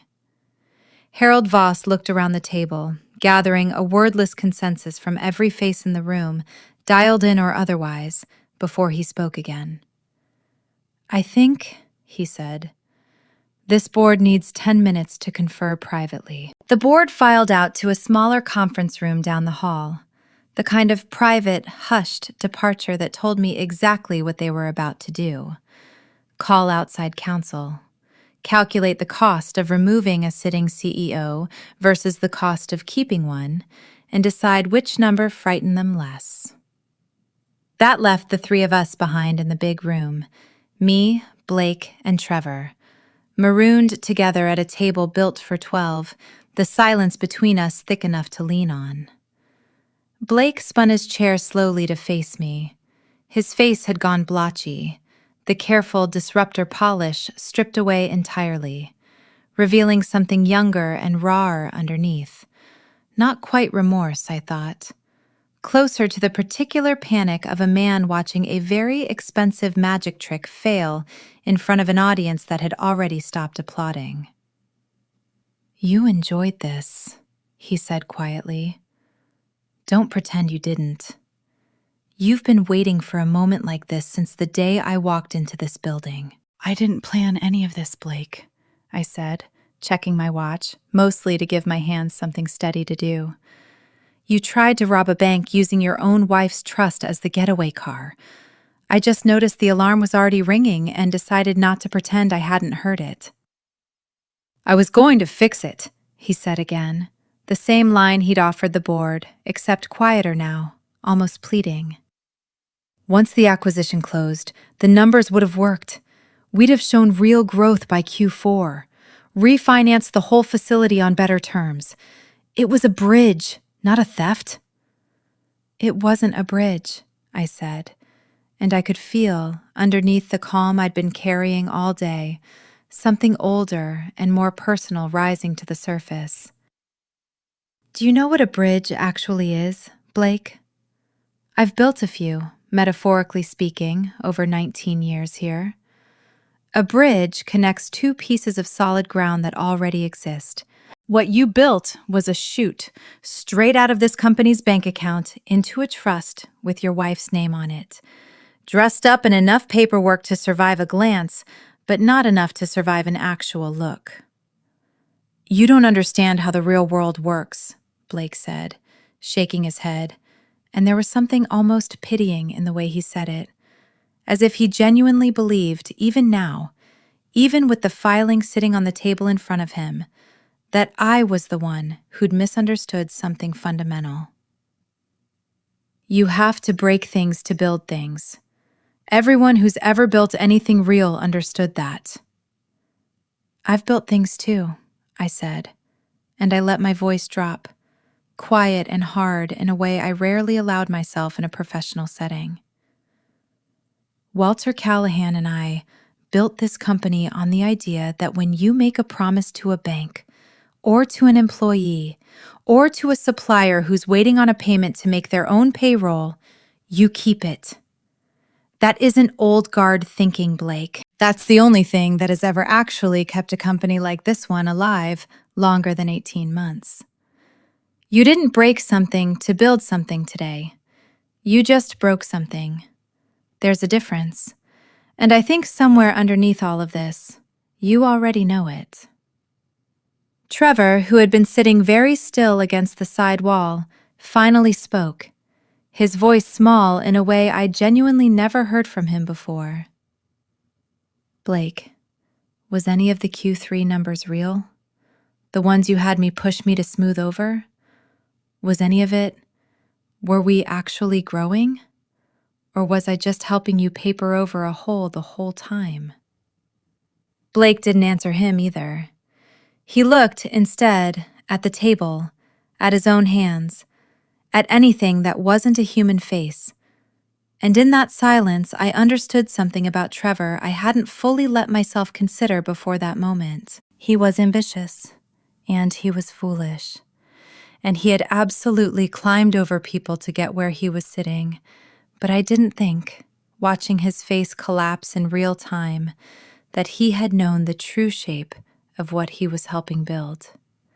He had believed, the way junior people sometimes desperately want to believe about the men above them, that recklessness and vision were the same thing, right up until the moment the floor gave out and showed him they were not. He knew, Blake said finally, quietly, not looking at either of us. Trevor didn't know about Ferncrest. Nobody knew about Ferncrest except me. A short, humorless laugh escaped him. And apparently, the Treasury Director I fired 2 hours ago. I don't want your job, Blake, I said, watching something in his face shift, some last flicker of hope that this conversation might end in negotiation rather than ruin. You asked me that this morning, in a different way, when you thought I might still be willing to save you if the price was right. I want you to understand that I am not for sale, and I never was. You mistook 19 years of loyalty to this company for loyalty to whoever happened to be sitting in the corner office that week. Those were never the same thing. He didn't have anything left to say to that. He turned his chair back toward the window instead, staring out at the same skyline I'd stared at from the hallway that morning, and none of us spoke again until the door opened and the board filed back in, their faces set in the particular grim, unified expression of people who had already made up their minds. Harold Voss took his seat at the head of the table, with the deliberate weight of a man about to hand down a verdict he'd already written in his head. "Ms. Delaney," he said, "we've spoken with outside counsel and with the audit committee. The bank has informed us they will not lift the compliance freeze or release any funds until they receive direct verbal confirmation of the company's stability from the designated guarantor named under our credit agreement." He paused, and something in his expression softened, just slightly, into what I can only describe as grudging respect. They won't take that confirmation from Mr. Sorensen. They won't take it from me. They asked, specifically, for you. Blake looked up at that, his eyes wide with something between hope and dread, because he understood, better than anyone else in that room, exactly how much power had just been handed to me in that single sentence. If I told Meridian this company was unstable, the loan would very likely be called in full, and Blake would go down in whatever business press still covered mid-sized industrial companies as the CEO who bankrupted a 37-year-old manufacturer inside of 8 months. If I told them otherwise, the company survived the day, whatever else happened to the man currently sweating through his very expensive blazer at the head of the table. I stood. "I can make the call," I said. I took my phone out of my blazer pocket and set it in the center of the table, equidistant between myself and Blake, and put it on speaker before anyone could object to the theater of it. I dialed Patricia's direct line. It rang once. "This is Ruiz." "Patricia, it's Meg." My voice filled the boardroom, steady, and the silence around that table was so complete I could hear the faint hum of the video conferencing hardware and, somewhere far below, the distant sound of city traffic. "Meg, I've had your general counsel on hold on another line for the better part of 20 minutes. Near tears from what I can tell. What's the status?" I looked directly at Blake as I answered, and I let him see exactly how deliberately I was choosing my next words. "The status is corrected," I said. "The unauthorized transaction has been canceled. The internal controls held exactly as designed, and we've identified the full scope of what was attempted." "Good," Patricia said, some of the tension audible in her own voice easing. "And the leadership situation? I need to know if my key person covenant is still intact before I can recommend lifting anything on my end." I looked at Harold. He gave me a small, barely perceptible nod. "For the moment," I said, "yes. I remain in an active oversight role over Treasury functions." Blake let out a slow breath, some small, foolish part of him apparently believing, even now, that this meant he was safe. "But Patricia," I continued, "we're going to need to update the authorized signatory list on this account immediately." "Okay," she said. "Who's being added?" I looked Blake dead in the eye across the table, and I let the silence stretch just long enough for him to feel it land before I answered. "Nobody needs to be added," I said. "Somebody needs to be removed." Blake's face went slack, whatever fragile hope had been holding his expression together collapsing all at once. "I'm going to hand the phone to our board chairman," I said into the receiver. "He has an update on the CEO position for you." "Understood," Patricia said. "I'll wait." I slid the phone across the polished walnut toward Harold. Blake shot up out of his chair a final time, opening his mouth to protest, but Harold cut him off before a single word could leave it. "Sit down, son," Harold said, in a voice that left absolutely no room for argument. "You're done." Blake sank back into the chair, the fight finally, completely gone out of him. And I watched a man who had stood on a stage that same morning talking about rockets and inflection points shrink into someone who looked, more than anything, like a young man about to be sick. Harold picked up the phone, walked a few steps toward the window for privacy that the glass walls didn't remotely provide, and began speaking in the low, measured tones of a man delivering news he'd delivered before, though probably never quite under circumstances this severe. I caught fragments. Effective immediately. Interim leadership. Full cooperation with your compliance review. Yes, Ms. Delaney will remain in place through the transition. And with each phrase, I felt something in my chest that had been clenched tight since 6:52 that morning finally begin, very slowly, to loosen. I picked up my ledger. I picked up my purse. "Where are you going?" Trevor asked, his voice trembling. And I understood, hearing it, that he already knew he was very likely next. "I'm going to finish my lunch," I said. "And then I'm going to go draft a letter of my own." Harold ended the call with Patricia and set my phone gently back on the table, sliding it toward me with 2 fingers, the way you might return something you weren't entirely sure you were allowed to touch. "It's done," he said. "The freeze lifts within the hour. Blake, the board will need your office keys and your badge by end of day. Legal will be in touch regarding severance and, separately, regarding what we're obligated to report to the SEC and to the Department of Justice, given what Ms. Delaney has documented this afternoon. I'd strongly suggest you retain your own counsel before you say another word in this building." Blake didn't argue.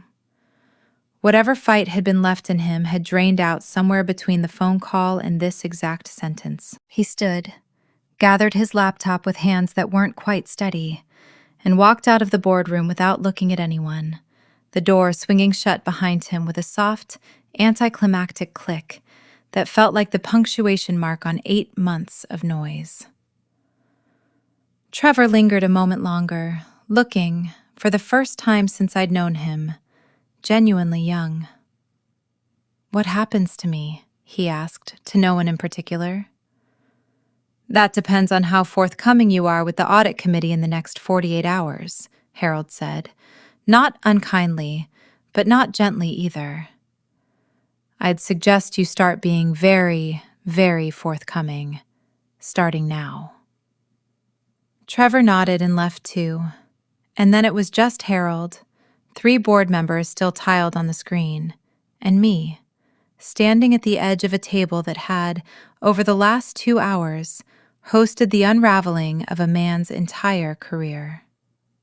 "Ms. Delaney," Harold said, turning to face me fully, "I want to be direct with you, because you've earned nothing less today. This board owes you a debt we cannot fully repay with a bonus check, though we intend to try. I'd like to formally offer you the interim chief executive role, effective immediately, with the board's full support in making it permanent once we've weathered the compliance review." I had, honestly, expected this offer. I had also, somewhere on the walk back from the coffee shop, already decided what my answer would be, though it took me a moment to find the right words for it. "I appreciate that, Harold. I do. But I'm not going to accept it." I opened my ledger one final time, not to check anything, but because it felt right to have it in my hands while I said what came next. "I'll stay for 2 weeks. I'll transition the treasury function, walk the incoming interim officer through every covenant in that credit agreement personally, and make sure Meridian sees a stable, competent hand at the wheel, while your search firm finds someone permanent. I won't let this company fail. I've spent too many years of my life keeping it alive to walk away and let it collapse out of spite now. But I'm not staying on as CEO, and honestly, I'm not staying on at all past those 2 weeks." "May I ask why?" Harold said, and there was genuine curiosity in it, not offense. "Because I already have a job waiting for me," I said. "Somewhere that doesn't need me to prove every single morning that keeping promises isn't the same thing as being afraid of the future. I spent 19 years building the walls of this house. I'm tired of having to defend the fact that walls exist for a reason, every time somebody new walks in wanting to tear one down for the view. Harold studied me for a long moment, and then, unexpectedly, he smiled. A small, tired, genuine thing.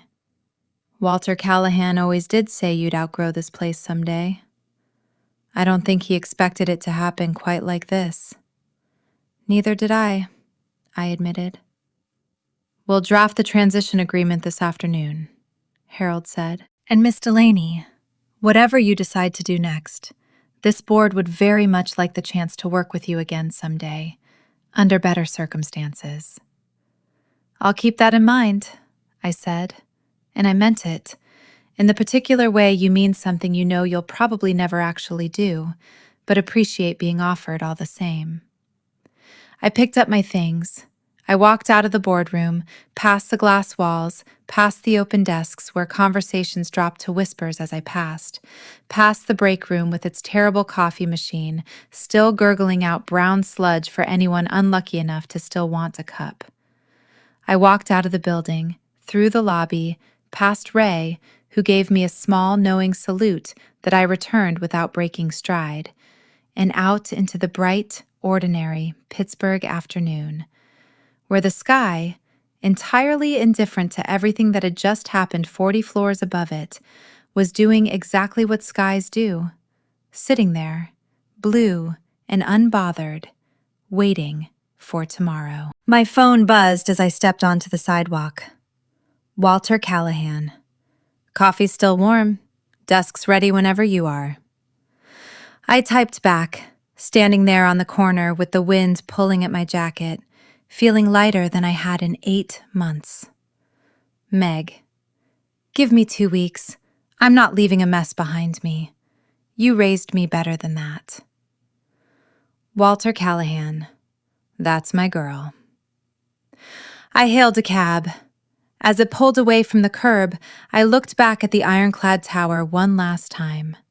40 stories of glass and steel that I had, in one very real sense, helped hold up, with nothing more than a ledger, a stubborn refusal to round numbers in a direction that made them lie, and 19 years of showing up. Somewhere up there, I imagined, Blake was probably explaining to a very expensive lawyer why he wasn't allowed to touch the money anymore. Know your place, he'd said to me that morning, in front of 300 people, like it was a sentence instead of a suggestion. I smiled, watching the tower shrink in the rearview mirror. I knew my place exactly. It had just, as of about 4 hours ago, become considerably more interesting than the one he'd tried to assign me. People who meet me now, at 46, in a blazer that fits properly and heels I've learned to walk fast in, tend to assume I arrived at this version of myself already finished. The way you'd assume a bridge simply appeared fully built across a river, rather than understanding it was assembled one girder at a time by people who occasionally fell. I want to back up just for a moment before I tell you what happened during my last 2 weeks at Ironclad, because I think it matters that you understand exactly what 19 years actually cost, and exactly why I was never going to let a man in sneakers casually throw it away over a slide deck. I was 27 when I walked into that fabrication shop for the first time, 6 weeks postpartum, still figuring out how to function on 4 hours of broken sleep, taking the only job that would let me leave at 4:30 to pick my daughter up from her grandmother's. I filed invoices, I reconciled petty cash.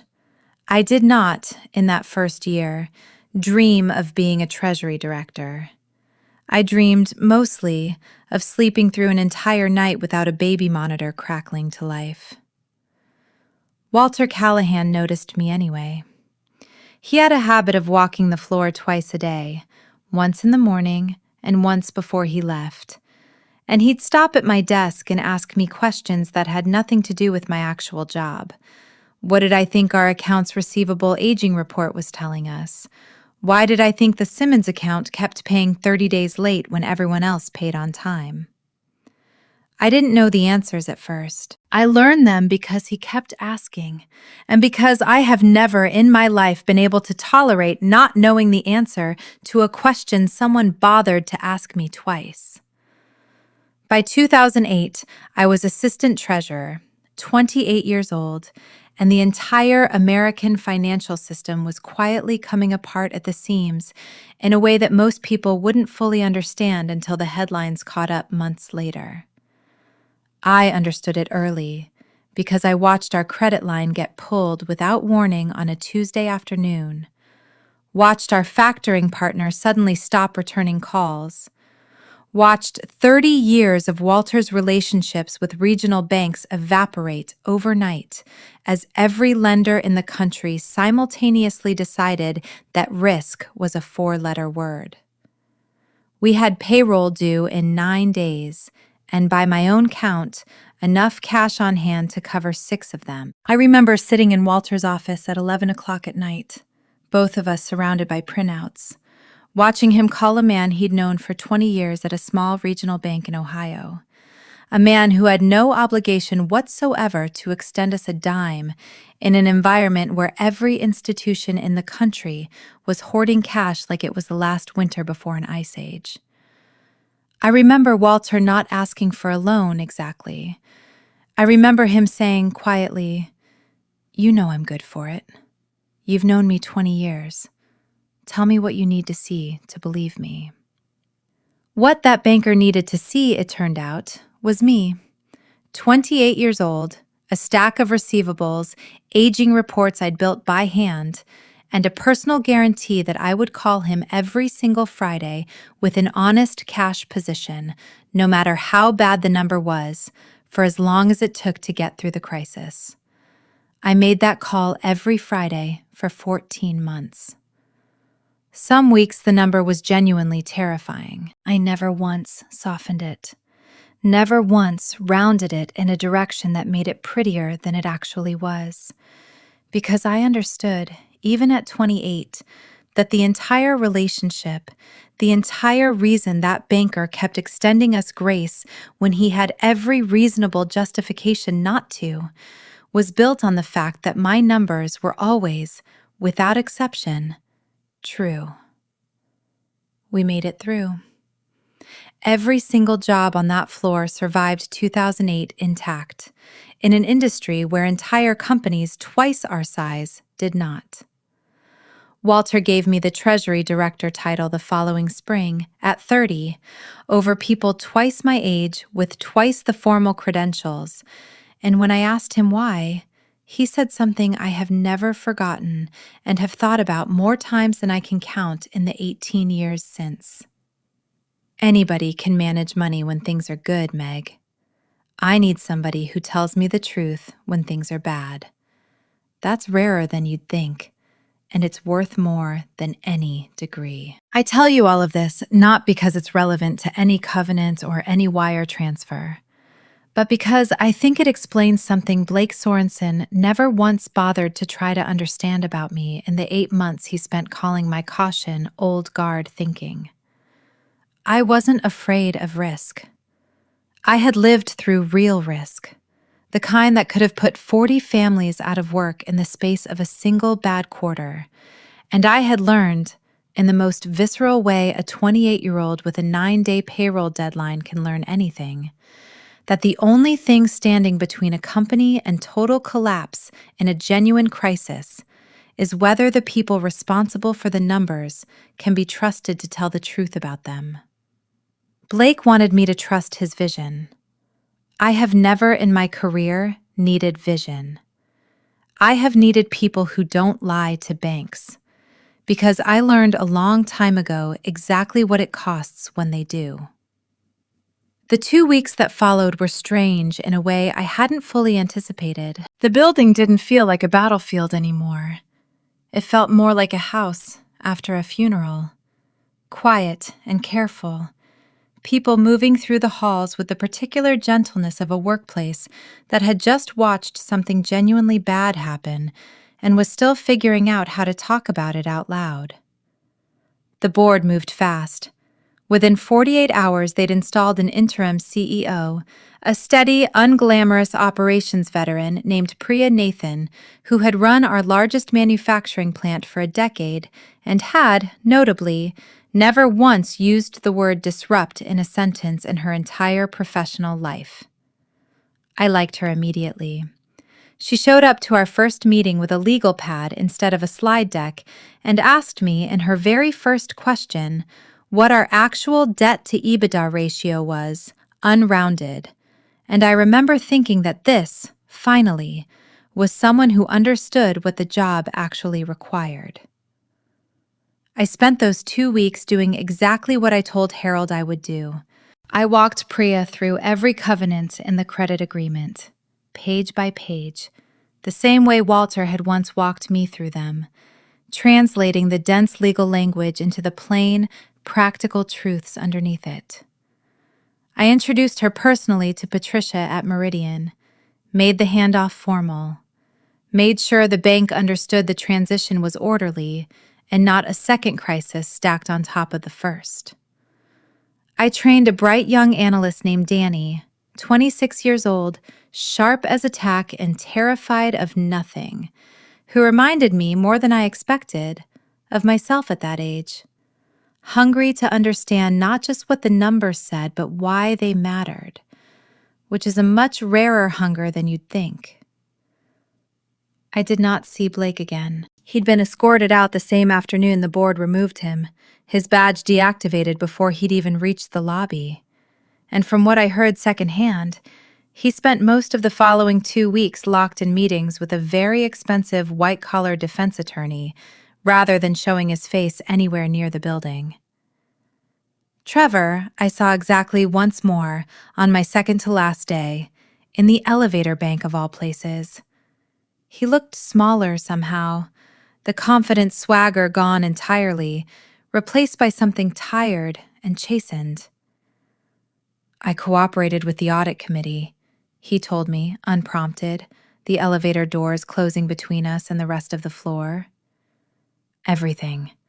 Every email, every conversation I could remember. I didn't know about Ferncrest, Meg. I swear to you, I didn't. But I knew the growth numbers didn't add up, and I helped him present them anyway, because it was easier than asking the questions I should have asked. I believe you, I said, and I did. Though it didn't change the fact that he'd spent months calling me legacy thinking for asking exactly those questions myself. What happens to you now? Severance, a non-compete I probably deserve, and a very long time figuring out how to explain a gap in my resume without lying about why it's there. He gave a short, humorless laugh. Funny thing is, I think I actually learned more from watching you dismantle that wire transfer in about 4 hours than I did in 3 years of business school. I just learned it about 6 months too late to do anyone any good. I didn't have anything particularly comforting to offer him, and I didn't pretend otherwise. Some mistakes you simply have to carry the weight of, and pretending they weigh less than they do doesn't actually make anyone stronger. The elevator doors opened on the lobby, and we walked out into the late afternoon light without saying much else. 2 people who had spent 5 years in close professional proximity discovering, only at the very end, how little they'd actually understood each other. On my last day, the Treasury team threw me a small goodbye gathering in the break room. Real coffee, for once. Someone had actually gone out and bought decent beans and a proper French press, rather than trusting the machine. And Danny, red-faced and clearly nervous, stood up and gave a short, stumbling speech about how I'd taught him that the most powerful thing in any room isn't the loudest voice. It's the person who actually knows what they're talking about and refuses to pretend otherwise. It wasn't eloquent. It was, I think, one of the truest things anyone said to me that entire year, and I had to excuse myself to the ladies' room for a few minutes afterward to keep from crying in front of an entire Treasury Department. Priya walked me to the elevator herself at the end of the day, shook my hand firmly, and told me the door would always be open if I ever wanted to come back, under any circumstances, at any level. I told her I appreciated it, and that I hoped she'd never actually need to take me up on it, because that would mean something had gone wrong again. And I sincerely hoped this particular company had used up its quota of catastrophe for at least the next decade. I cleaned out my desk into a single cardboard box, 19 years, and it fit into one box, which tells you something true about how little of what actually matters in a career takes up physical space. The photo of me and Walter outside the courthouse, the leather ledger, its spine even more cracked now than when he'd handed it to me. A mug that said, "World's okayest accountant," that my daughter had given me as a joke a decade earlier, and that I had, somehow, never once stopped using. I walked out of the ironclad tower for the last time on a Friday afternoon in early October, the sky doing that particular pale gold thing Pittsburgh skies do right before the leaves turn. And I did not look back at the building even once. I had already spent 19 years looking at it. I was finished looking backward.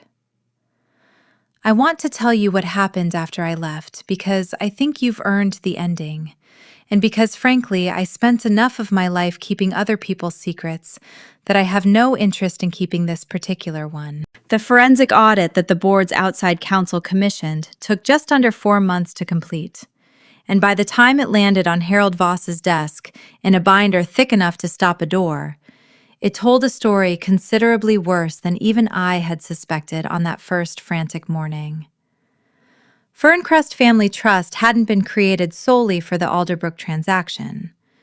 It turned out Blake had quietly used variations of the same structure twice before, at 2 prior companies, both smaller, both private, both places where nobody with my particular set of instincts happened to be sitting in the treasury seat when he tried it.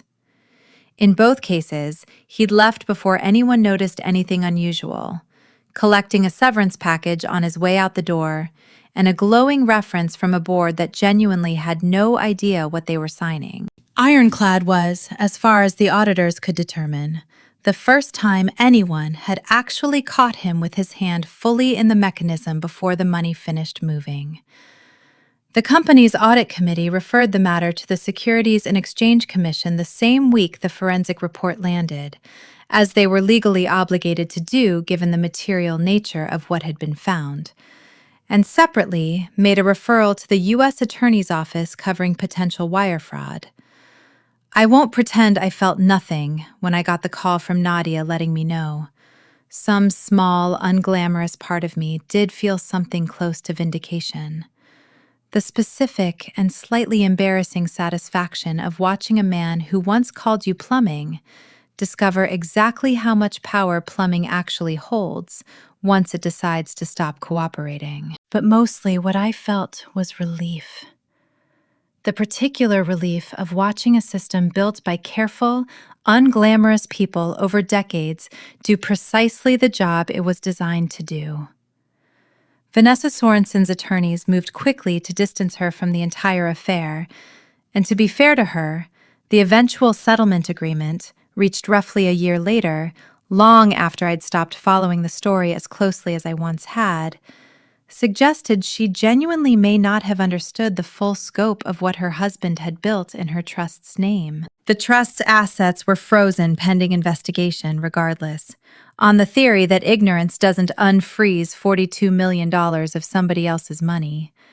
And by the time the dust settled, Blake had agreed to a civil settlement with Ironclad that returned a significant portion of the company's legal costs and covered the compliance remediation the bank had required, alongside a criminal plea on a reduced charge that came with a period of supervised probation and, more permanently, a lifetime bar from serving as an officer or director of any publicly reporting company. I heard, through the industry grapevine that never quite stops churning no matter how far you step back from a place, that he tried once more, about 18 months later, to raise money for a new venture, something in logistics software, predictably, pitched with the same rocket ship energy, the same aggressive confidence about disrupting an industry he had, by that point, been legally barred from ever running a public company inside of again.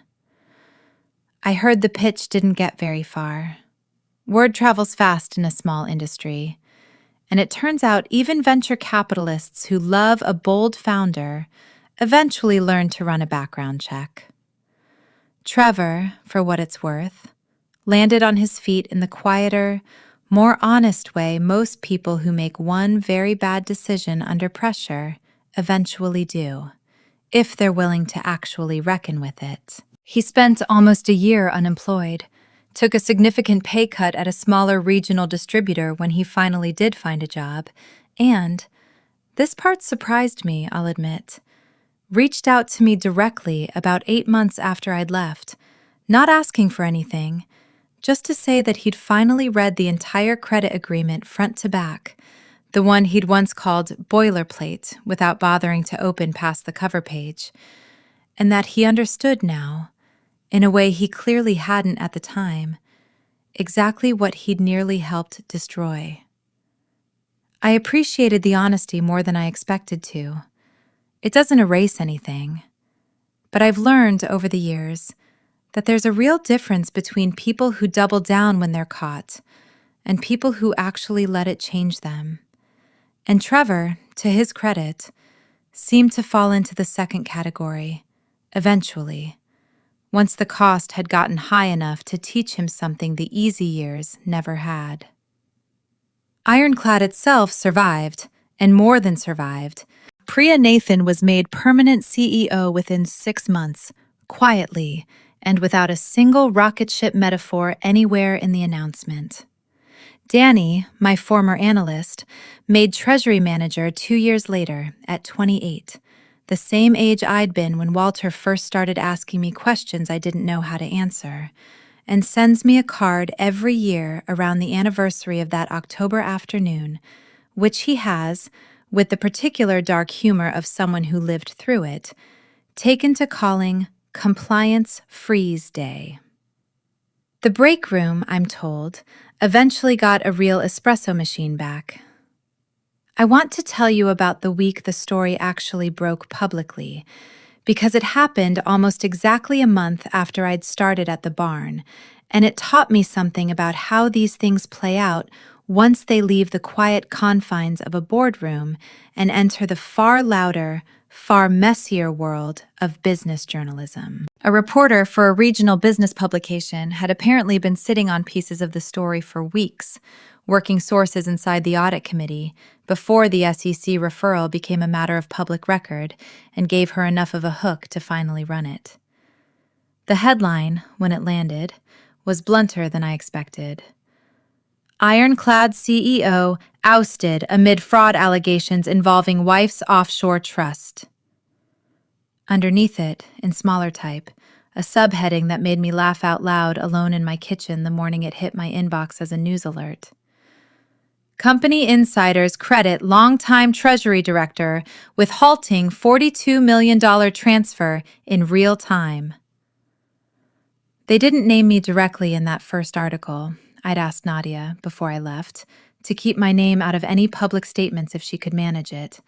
And to her credit, she'd fought for exactly that in every conversation with the communications team. But it didn't take long for LinkedIn to do what LinkedIn does. Within about 72 hours, someone inside the company, I never found out who, and honestly never particularly wanted to know, had posted a lightly fictionalized but recognizably accurate account of the whole saga, the town hall speech, the frozen wire, the boardroom reveal, all of it. And it made its way around the small, gossipy world of Midwestern manufacturing finance the way these things do, passed from inbox to inbox with the subject line, R-E, R-E, F-W-D, you have to read this. I got calls I didn't expect. A former colleague from my very first year at Ironclad, retired now, phoned just to tell me she'd always known I'd end up being the one who saved that place someday, and that she'd told her husband so at my going away party back in 2011, which I have no memory of, but choose to believe entirely. A finance professor at a local university asked, with a kind of gentle, slightly starstruck hesitation, whether I'd consider coming to speak to her graduate seminar on corporate governance. An invitation I accepted mostly out of curiosity and ended up genuinely enjoying. 22 exhausted, ambitious 25-year-olds asking me, essentially, how do you actually say no to a CEO? Which is a harder question to answer honestly than you'd think, because the real answer isn't inspirational. It's just, you build the paper trail years before you need it, and you never, under any circumstances, let anyone talk you into rounding a number to make someone else's week easier.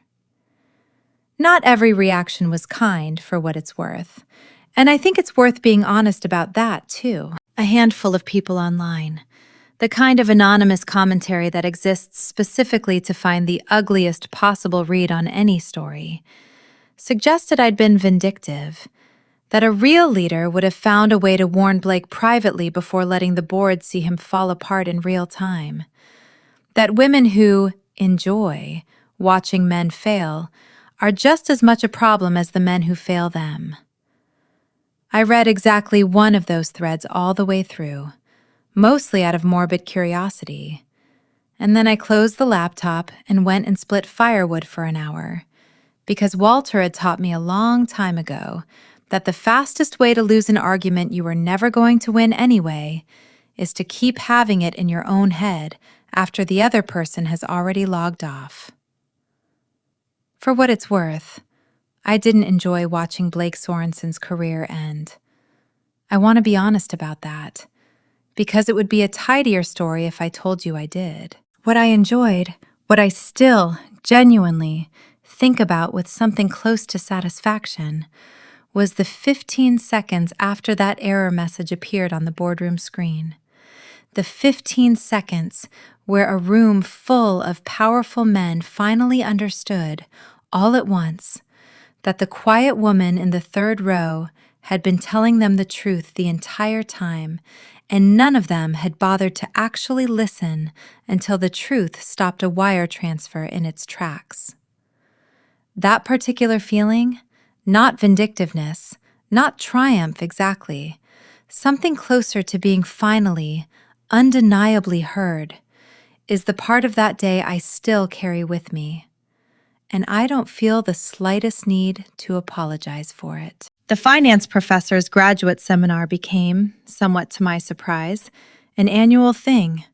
Once a semester, I drive down from the ranch and spend 2 hours in a windowless classroom answering questions from students who have, without exception, already read the LinkedIn post and want to know if the boardroom scene really happened the way the internet says it did. I always tell them it happened almost exactly that way, minus a certain amount of dramatic embellishment that tends to accumulate the more times a story gets forwarded, and that the real version was, if anything, quieter and more procedural than the version that made the rounds. Less a dramatic showdown, and more the accumulated weight of 19 years of doing the boring, unglamorous parts of the job correctly, arriving all at once at exactly the moment it mattered most. Danny came to one of those sessions himself, about a year and a half after everything happened, driving 4 hours from Pittsburgh on his own dime because, as he put it, he wanted to hear the version I told strangers instead of the version I'd told him over coffee that first week. Afterward, we sat in a diner near campus, and he asked me the question I think about more than almost any other question anyone's asked me since that whole affair ended. "Were you scared?" he asked. "In the moment. Not after, when you were telling us about it at the ranch and it all sounded so calm and inevitable. In the actual moment, sitting in that auditorium, Hearing him say, "Know your place," in front of everybody? Were you scared? I thought about it for longer than the question probably warranted, because I wanted to give him a real answer instead of the tidy one that makes for a better story. Yes, I told him. Not of losing my job. I had made peace with that possibility years before Blake ever walked in the door, the way anyone who's been in this business long enough eventually does. I was scared of being wrong, scared that I'd misread the situation, that Alderbrook really was some legitimate rushed acquisition, and I was about to blow up a real deal out of stubbornness and paranoia, and make myself look exactly like the old guard obstacle he'd accused me of being in front of the entire company. That fear didn't go away until Patricia confirmed the authorization code was invalid. Everything after that moment was just mechanics, following a process I'd built years earlier for exactly this kind of emergency. But that first hour, before I had confirmation, before I knew for certain I was right, that part was terrifying, Danny. I just didn't let it show, because showing it wouldn't have helped anyone, least of all me. "How do you do that?" he asked. "Not let it show?" "You practice," I said. "You practice it in 100 smaller rooms first, on days when the stakes are lower and nobody's filming it for a LinkedIn post afterward. And then, when the real day finally comes, and it will come for you too someday, in whatever version your career hands you, you discover you already know how, because you've been quietly rehearsing it your entire life without realizing that's what you are doing." He didn't have a response to that right away, and I let the silence sit, the way Walter always had with me, because some lessons land better if you don't chase them with more words than they need. 2 federal agents came to see me at the barn about 5 months after I'd left Ironclad. A soft-spoken FBI financial crimes investigator named Agent Whitcomb, and a younger colleague who mostly took notes. And I want to tell you honestly that even with a clean conscience and a documented paper trail 6 inches thick, there is something deeply unsettling about watching a government sedan pull up your gravel driveway on an otherwise ordinary Tuesday morning. Walter offered them coffee, because Walter offers everyone coffee, federal law enforcement included. And we sat around the same folding table where he still ate lunch standing up most days, while Agent Whitcomb walked me through, patiently and thoroughly, exactly what I had seen and when I had seen it. He had copies of nearly everything already: the vendor system logs, the Singapore registry filings, the emails to Nadia, all of it, pulled during the SEC's parallel civil investigation and shared, as these things eventually are, with the criminal side once wire fraud became a live possibility rather than a theoretical one. "You did the registry search yourself," he said at one point, not quite a question. "On your own time, using a public database, before you took any action inside the company's systems." "I did," I said. "I wanted to understand what I was looking at before I acted on it. I've spent my whole career trying not to move first and ask questions second." "Most people don't think to check," he said. And there was something almost admiring in the way he said it. Professional respect from one careful person to another. "Most people would have just frozen the wire and called their lawyer. You built an entire evidentiary trail on your own initiative before anyone told you to." "Old habit," I said. "I don't like being wrong in a room full of people who are hoping I am." He asked about the timeline in granular detail, when the folder had been created, when I'd discovered the locked access, when I'd received Patricia's first text, when I'd made the decision to escalate to the external auditors rather than handling it quietly inside the company. He asked, gently but directly, whether I had personally profited in any way from the exposure of the scheme, a question I understood he was legally obligated to ask, and that stung a little, regardless, given everything. I gave up a golden parachute I'd earned over 19 years and walked into a job that pays considerably less in salary, if considerably more in the ways that actually matter to me, I said. If I was doing this for money, Agent Whitcomb, I promise you I chose the wrong exit. He almost smiled at that, the first real crack in his professional composure all morning. For what it's worth, he said, gathering his notes at the end of nearly 3 hours. Cases like this one usually come down to whether a single person in the building was willing to actually look. Most people who see something wrong convince themselves it's not their job to check. You checked. That's rarer than you'd think. And it's the entire reason this case is prosecutable instead of just a bad rumor nobody could ever quite prove. I thought, after they left, about how strange it was to hear almost the exact same sentiment from a federal investigator that Walter had offered me on that porch in November. That part was always yours, Meg. Phrased in the flat procedural language of a case file instead of the quiet affection of a mentor, but meaning underneath it precisely the same thing. The willingness to actually look when looking is inconvenient and nobody's asked you to, and the person you'd have to accuse outranks you by every conventional measure, turns out to be the rarest skill in most organizations. Rarer by far than vision, rarer than charisma, rarer than any rocket ship metaphor anyone in a $2,000 blazer has ever stood on a stage and sold to a room full of frightened employees.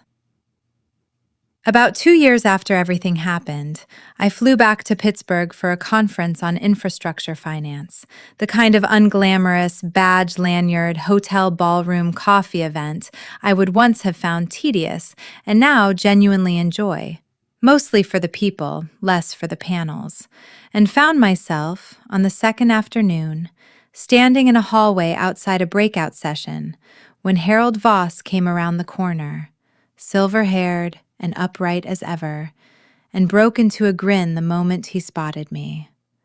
"Ms. Delaney," he said, extending a hand. Or should I say, Ms. Delaney, Chief Financial Officer of Callahan Infrastructure Partners. I read about the Meridian Regional Partnership you all closed last quarter. Impressive work. Small operation, I said. Good clients. That's really the whole strategy. We found a quiet corner of the hotel bar and caught up properly for the better part of an hour, and he told me, unprompted, about how Ironclad was doing under Priya's leadership. Steady growth, conservative leverage, a recent expansion into a second facility outside Columbus that had been financed, appropriately enough, entirely through retained earnings and a modest, thoroughly covenant-compliant term loan, rather than anything remotely resembling a rocket ship. He told me Danny had just been promoted again, Treasury Director now, my old title, the full circle of it landing somewhere in my chest with a warmth I hadn't fully expected.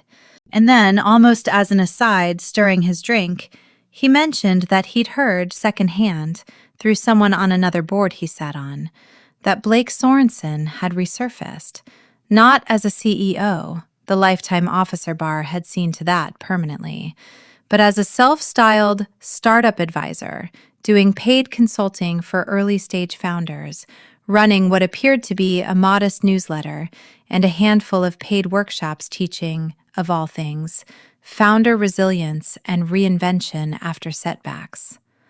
I laughed out loud at that, loud enough that a few heads turned in the quiet hotel bar.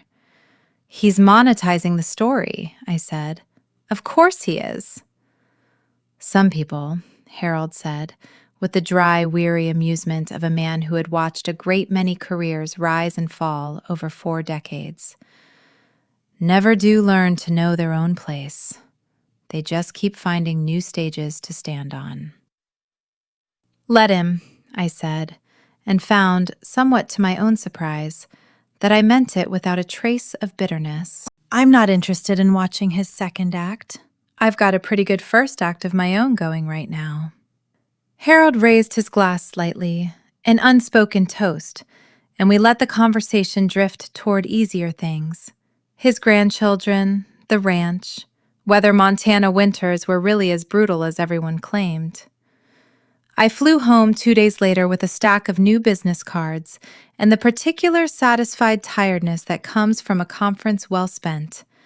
And somewhere over Wyoming, looking down at the folded brown landscape sliding by beneath the wing, I thought about how rarely these stories actually end the way you'd script them if you were writing fiction instead of living them.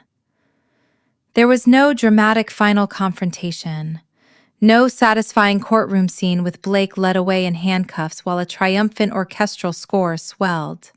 Just a slow, unglamorous unwinding. An SEC filing here, a civil settlement there, a lifetime bar quietly entered into a public database. A man reinventing himself as a motivational speaker 2 years later, because reinvention, it turns out, is the one skill people like Blake Sorensen never actually run out of, even when every other resource has been taken from them. I found I didn't need the dramatic ending. The quiet one was enough. Priya was thriving. Danny had my old title, and, from what Harold told me, my old habit of double-checking every number twice before he'd let it near a board deck. The company that Walter Callahan built with his bare hands and a second mortgage was still standing, still paying people back, still keeping its promises, exactly the way it had for 37 years before a man in sneakers ever walked through its doors, believing he could shed the weight of the past like a booster rocket falling away into the ocean. I should tell you about Emily, because I've mentioned her only in passing so far, and because her reaction to all of this taught me something I hadn't expected to learn about my own career at 46 years old, from a 20-year-old who wasn't even born yet the year I started keeping that leather ledger. Emily was in her junior year at Penn State, studying something in the social sciences that changes slightly every time I ask her to explain it to me again, and I hadn't told her much of anything about what was happening at Ironclad while it was actually happening, partly because I genuinely didn't know, on that first frantic morning, how it was going to end, and partly because I've always tried to keep the sharpest edges of my work life from landing on her the way, I suspect, some of the sharpest edges of my own mother's factory floor stress once landed on me as a kid, without either of us ever quite naming it. She found out the way most of the world eventually did, through that LinkedIn post, forwarded to her by a friend whose mother worked in finance and had recognized my name buried 2 paragraphs down in the lightly fictionalized account making the rounds. She called me that night, and I remember exactly where I was standing in the barn's little kitchen, a dish towel still in my hand, when I picked up and heard her say, before even a hello, "Mom, is this you? Is this actually you?" I told her the whole thing, start to finish, sparing very little, sitting on the barn's back steps in the cold while she listened without interrupting, which for a 20-year-old with strong opinions about nearly everything was, I want to note for the record, a genuinely remarkable act of restraint. When I finished, she was quiet for a long moment, and then she said something that I've turned over in my head more times than almost anything else anyone said to me in the entire aftermath of that day. "You've been telling me my whole life to be careful with money, to read the fine print, to never sign anything I hadn't actually read all the way through," she said. "I used to think that was just like mom stuff, boring practical advice, the kind everybody's parents give and nobody actually listens to. I didn't understand until right now that it wasn't advice, Mom.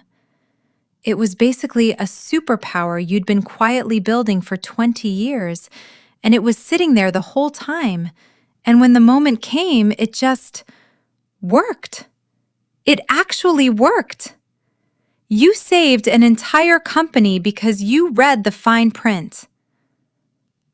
I laughed, sitting there on the cold steps, more moved than I probably let on in the moment. That's a generous way to describe reading credit agreements for a living, Em. I'm serious, she said. Every superhero story I've ever watched.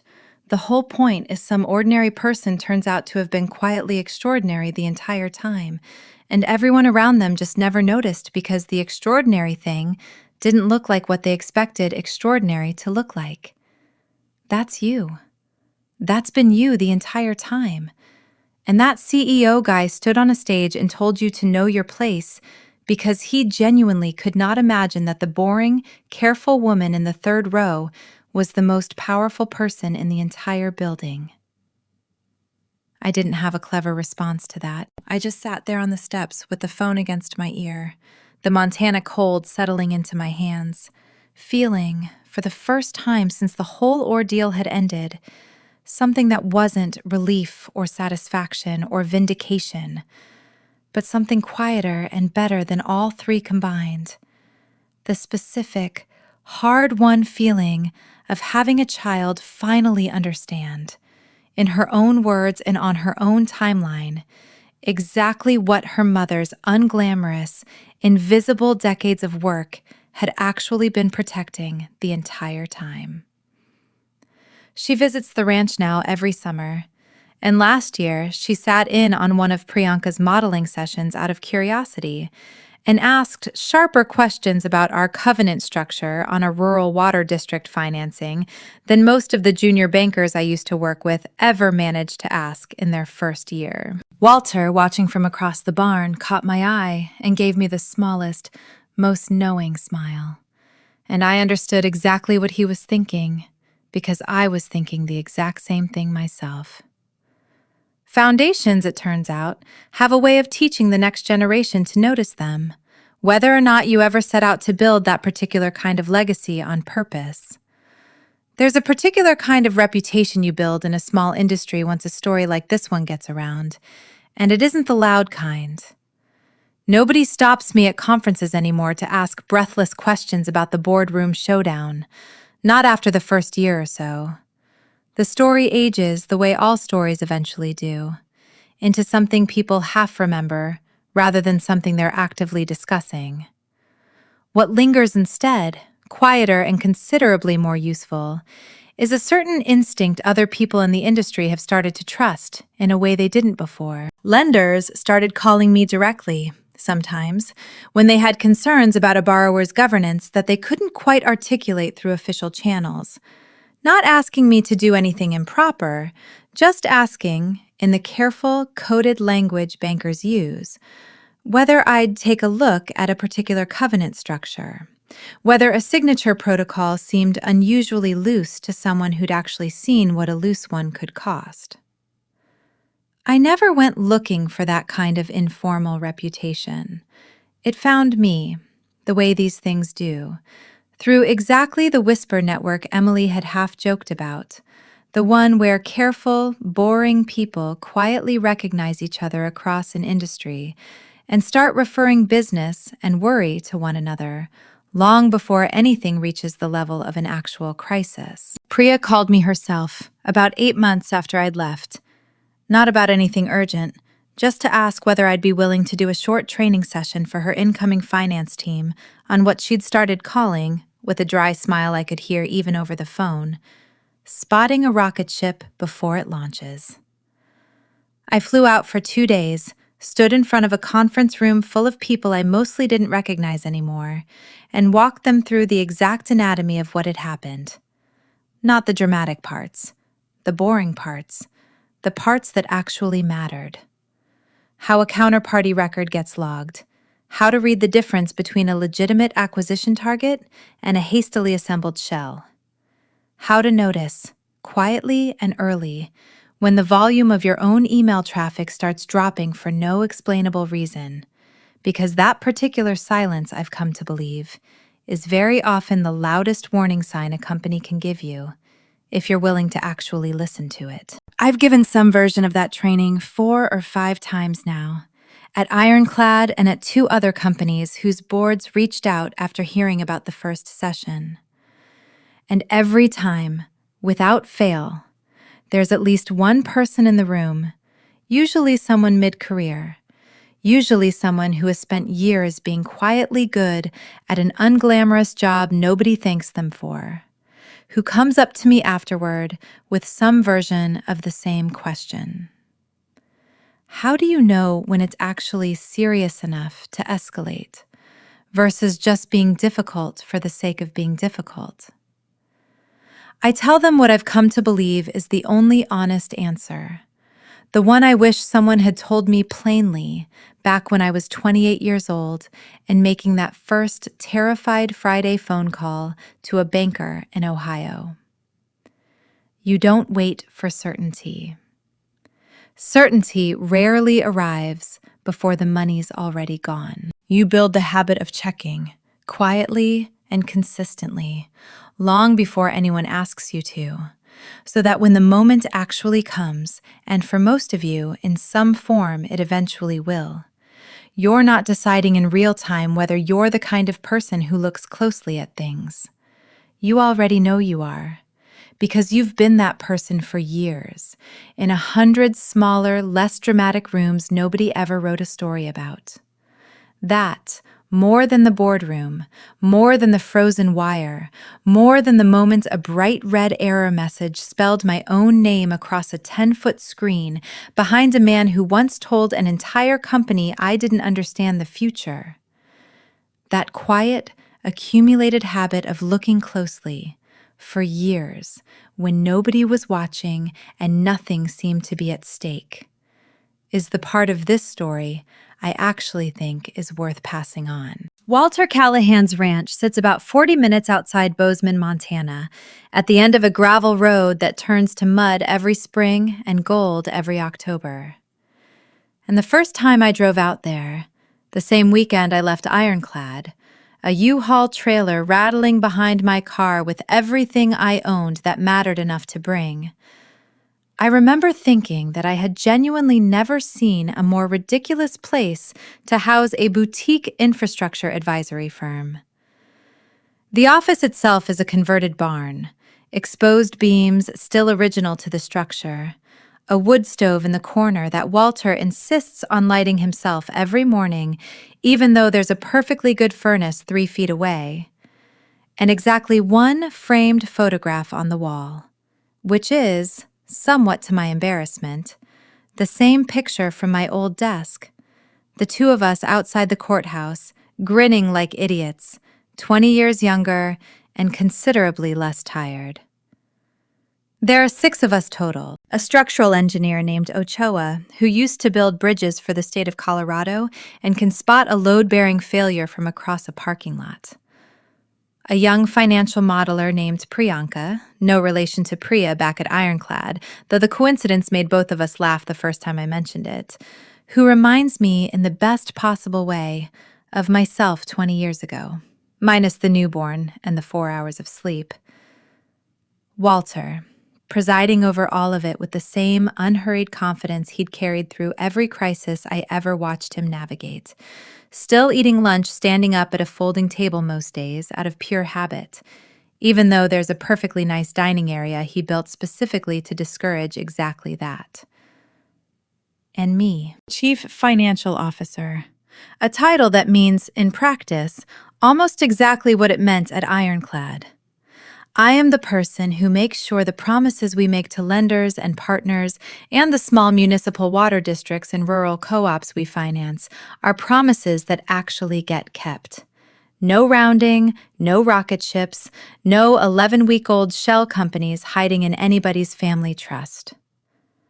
I called Patricia about 6 weeks after I started, mostly to see how she was doing, and mostly because I genuinely missed our particular brand of blunt, high-stakes friendship. It turned out she'd been quietly following the aftermath of the whole affair, with the kind of professional satisfaction bankers rarely get to openly express. And somewhere in that conversation, almost as an aside, she mentioned that Meridian Trust had recently opened a new small business and infrastructure lending desk out west, looking specifically for relationship officers who understood rural municipal finance, and that my name had, apparently, come up in an internal meeting more than once. I won't pretend that didn't make me smile. Walter found me on the barn's back porch one evening in late November, the mountains behind the property going that particular deep blue color they turn right before full dark, a mug of genuinely excellent coffee warming my hands against the cold. He didn't say much at first. He rarely does. He just sat down in the chair next to mine, looked out at the same view he'd been looking at every evening for the better part of a year, and let the silence sit comfortably between us, the way it only can between two people who've spent 2 decades trusting each other with numbers that mattered. "You did good back there," he finally said. "Handling Sorensen? I read the whole file Harold sent me, every page." "I just told the truth to the right people at the right time," I said. "You taught me that." "I taught you the mechanics," he said, shaking his head slightly. "The nerve to actually do it in the moment, standing in a room full of people telling you that you were plumbing. That part was always yours, Meg. I just gave you a ledger and a phone number.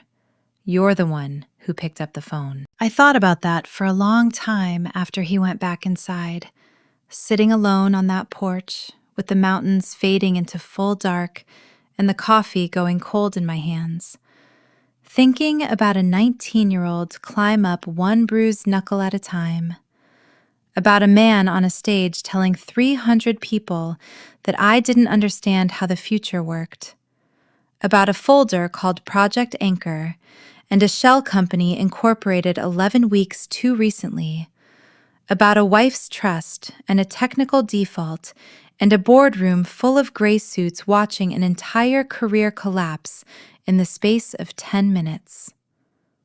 I thought, mostly, about how strange it is that the moment someone tells you, in front of an audience, to know your place, is sometimes the exact moment you finally understand it.